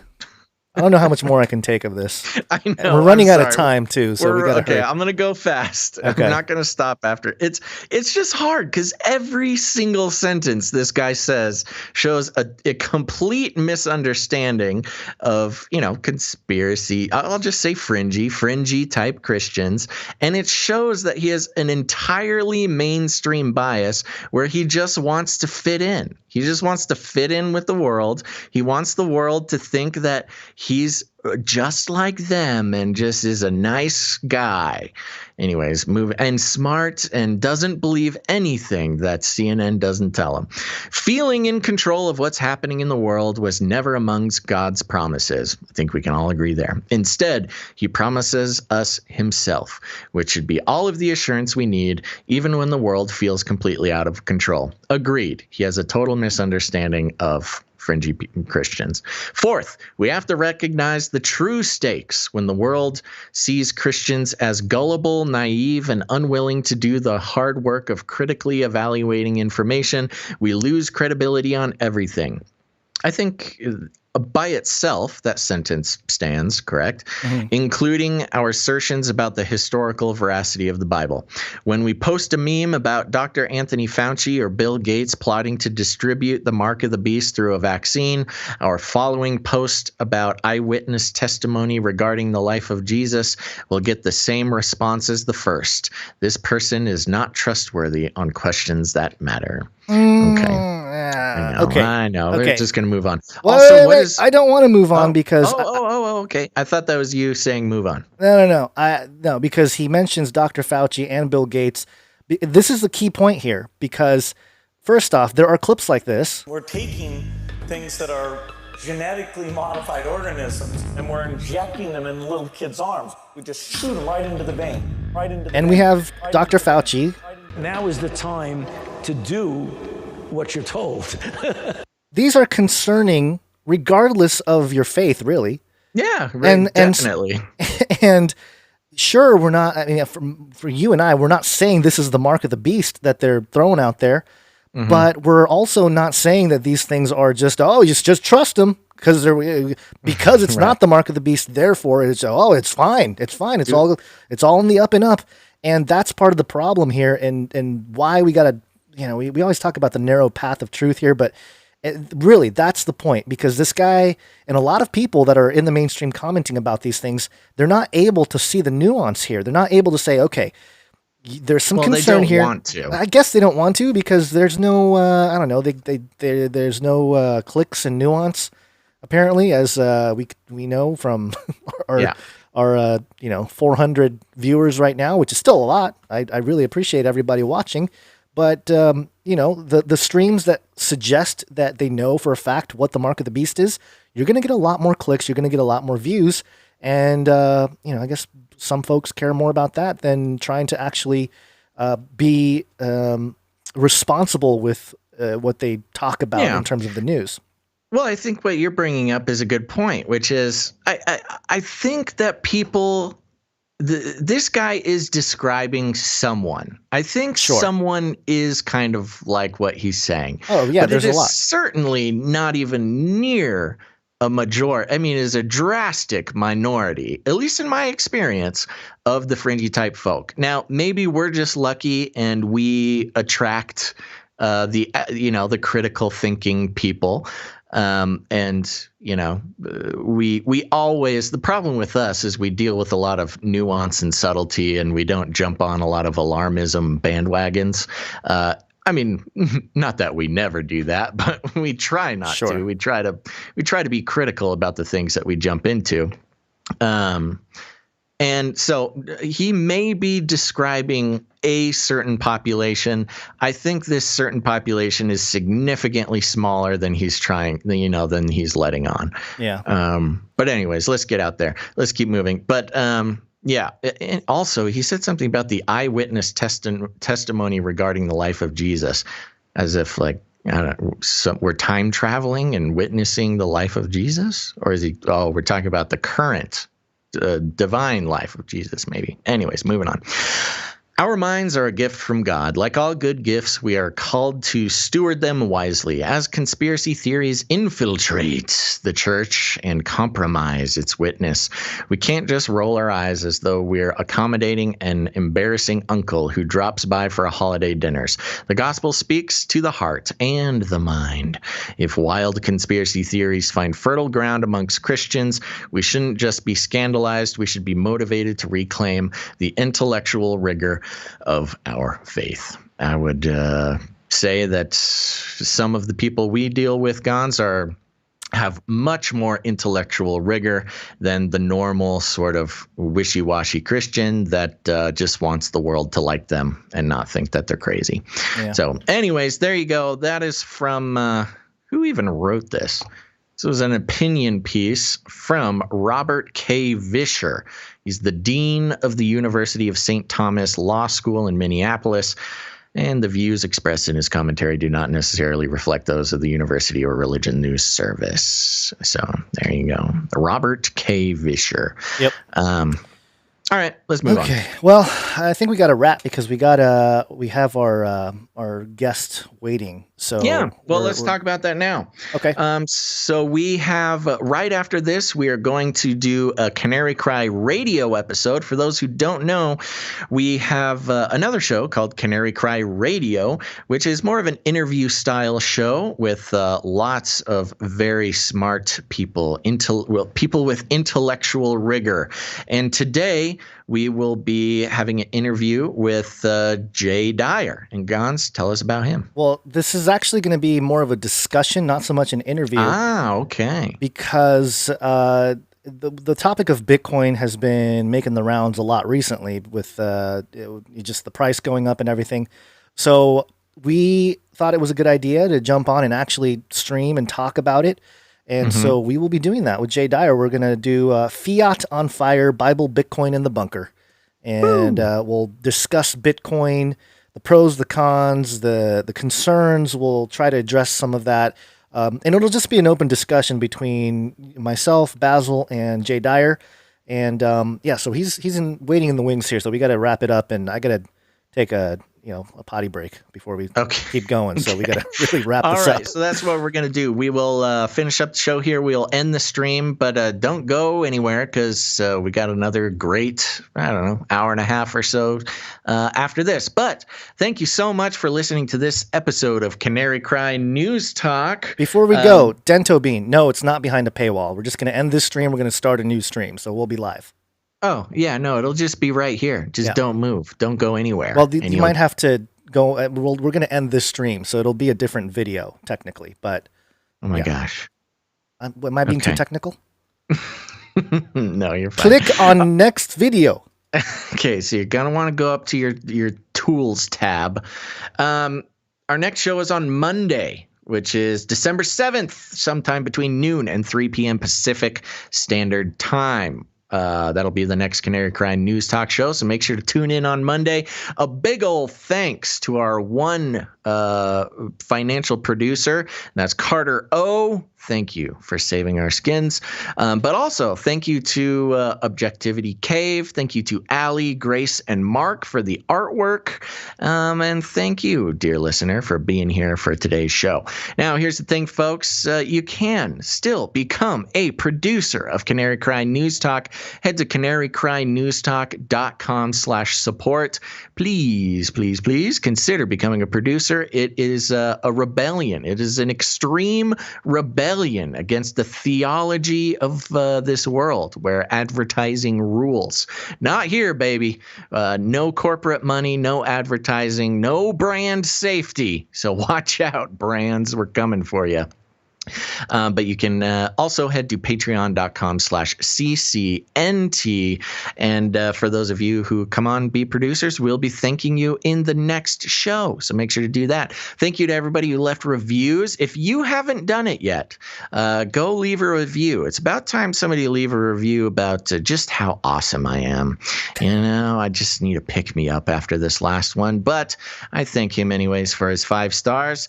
You can do that lots of different ways. Apparently, the way that I've been telling people does not work anymore. So if you're on iTunes, if you're listening on your phone, on Apple Podcasts, go onto your phone, leave a rating and a review. It really helps the algorithms, share the show with more people. If you're viewing on YouTube, make sure to hit the thumbs up button. Very, very important that you do that. I know it seems silly, but it is an easy way to help out the show. And you can always send your art, your jingles, your anything, any creative project that you do, make it related to the show, and send that to canarycryradio@gmail.com. You'll make it on next show. It'll be fun. It'll be great. Thank you to our artists and our musicians. And lastly, share the show. Just pick an episode. Maybe it's this episode. Maybe it's a different episode. And post it on your socials. Send it straight to somebody who needs it. Y'all got friends and family who are waking up to the fact that the world is not what it seems. We would love to be a part of that journey of theirs. So just hit that little share button. Send it to a friend or family member. That also helps the show, but it also helps your friends or family members. And if you need any more instructions, here's what you do. You walk right up to them. You grab them by the cage, and then you shake it. The end of the world occurred pretty much as we had predicted. I want to shake things up, stir up some controversy, rattle a few cages. Hey, stop that! You'll never silence me. I'm the last angry man, a crusader for the little guy. Leave the bird alone. Never. Rattle a few cages. Rattle a few cages. The human race will have every opportunity to improve. And if they don't? Ask Noah. That's right. Just ask Noah. All right, everybody. We are going to be starting our conversation with Jade Dyer regarding what is the whole title, Gons? It's called Fiat on Fire, Bible, Bitcoin in the Bunker. Ooh, Fiat on Fire, Bible, Bitcoin in the bunker. Okay, folks, make sure to stick around for that.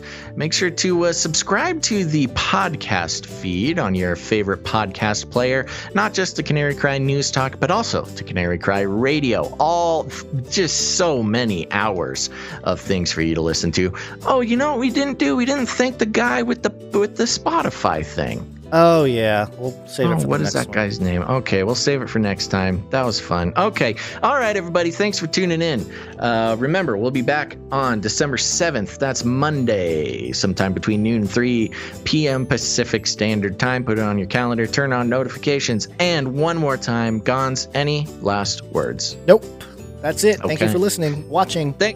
Thanks, everybody, for listening to this episode of Canary Cry News Talk. Make sure to tune in next time. But until then, think outside the cage. Canaries in a cage. Look it up. Called it. Remember, reality is an illusion. The universe is a hologram. Buy gold. Bye! I want to shake things up, shake things up. I want to shake things up, shake things up. Leave the bird alone. I want to stir up some controversy. I want to rattle a few cages.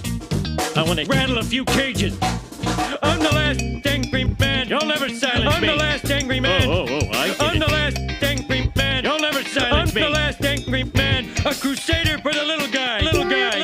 Well, we'll see about that. Whatever, Illuminati.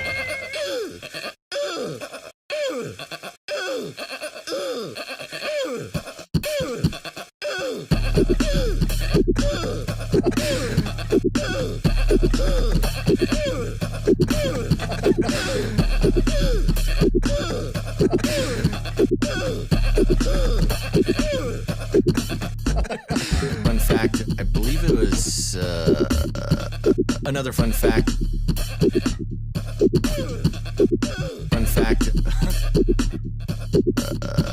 Another fun fact. Brings me back to my Screamo days.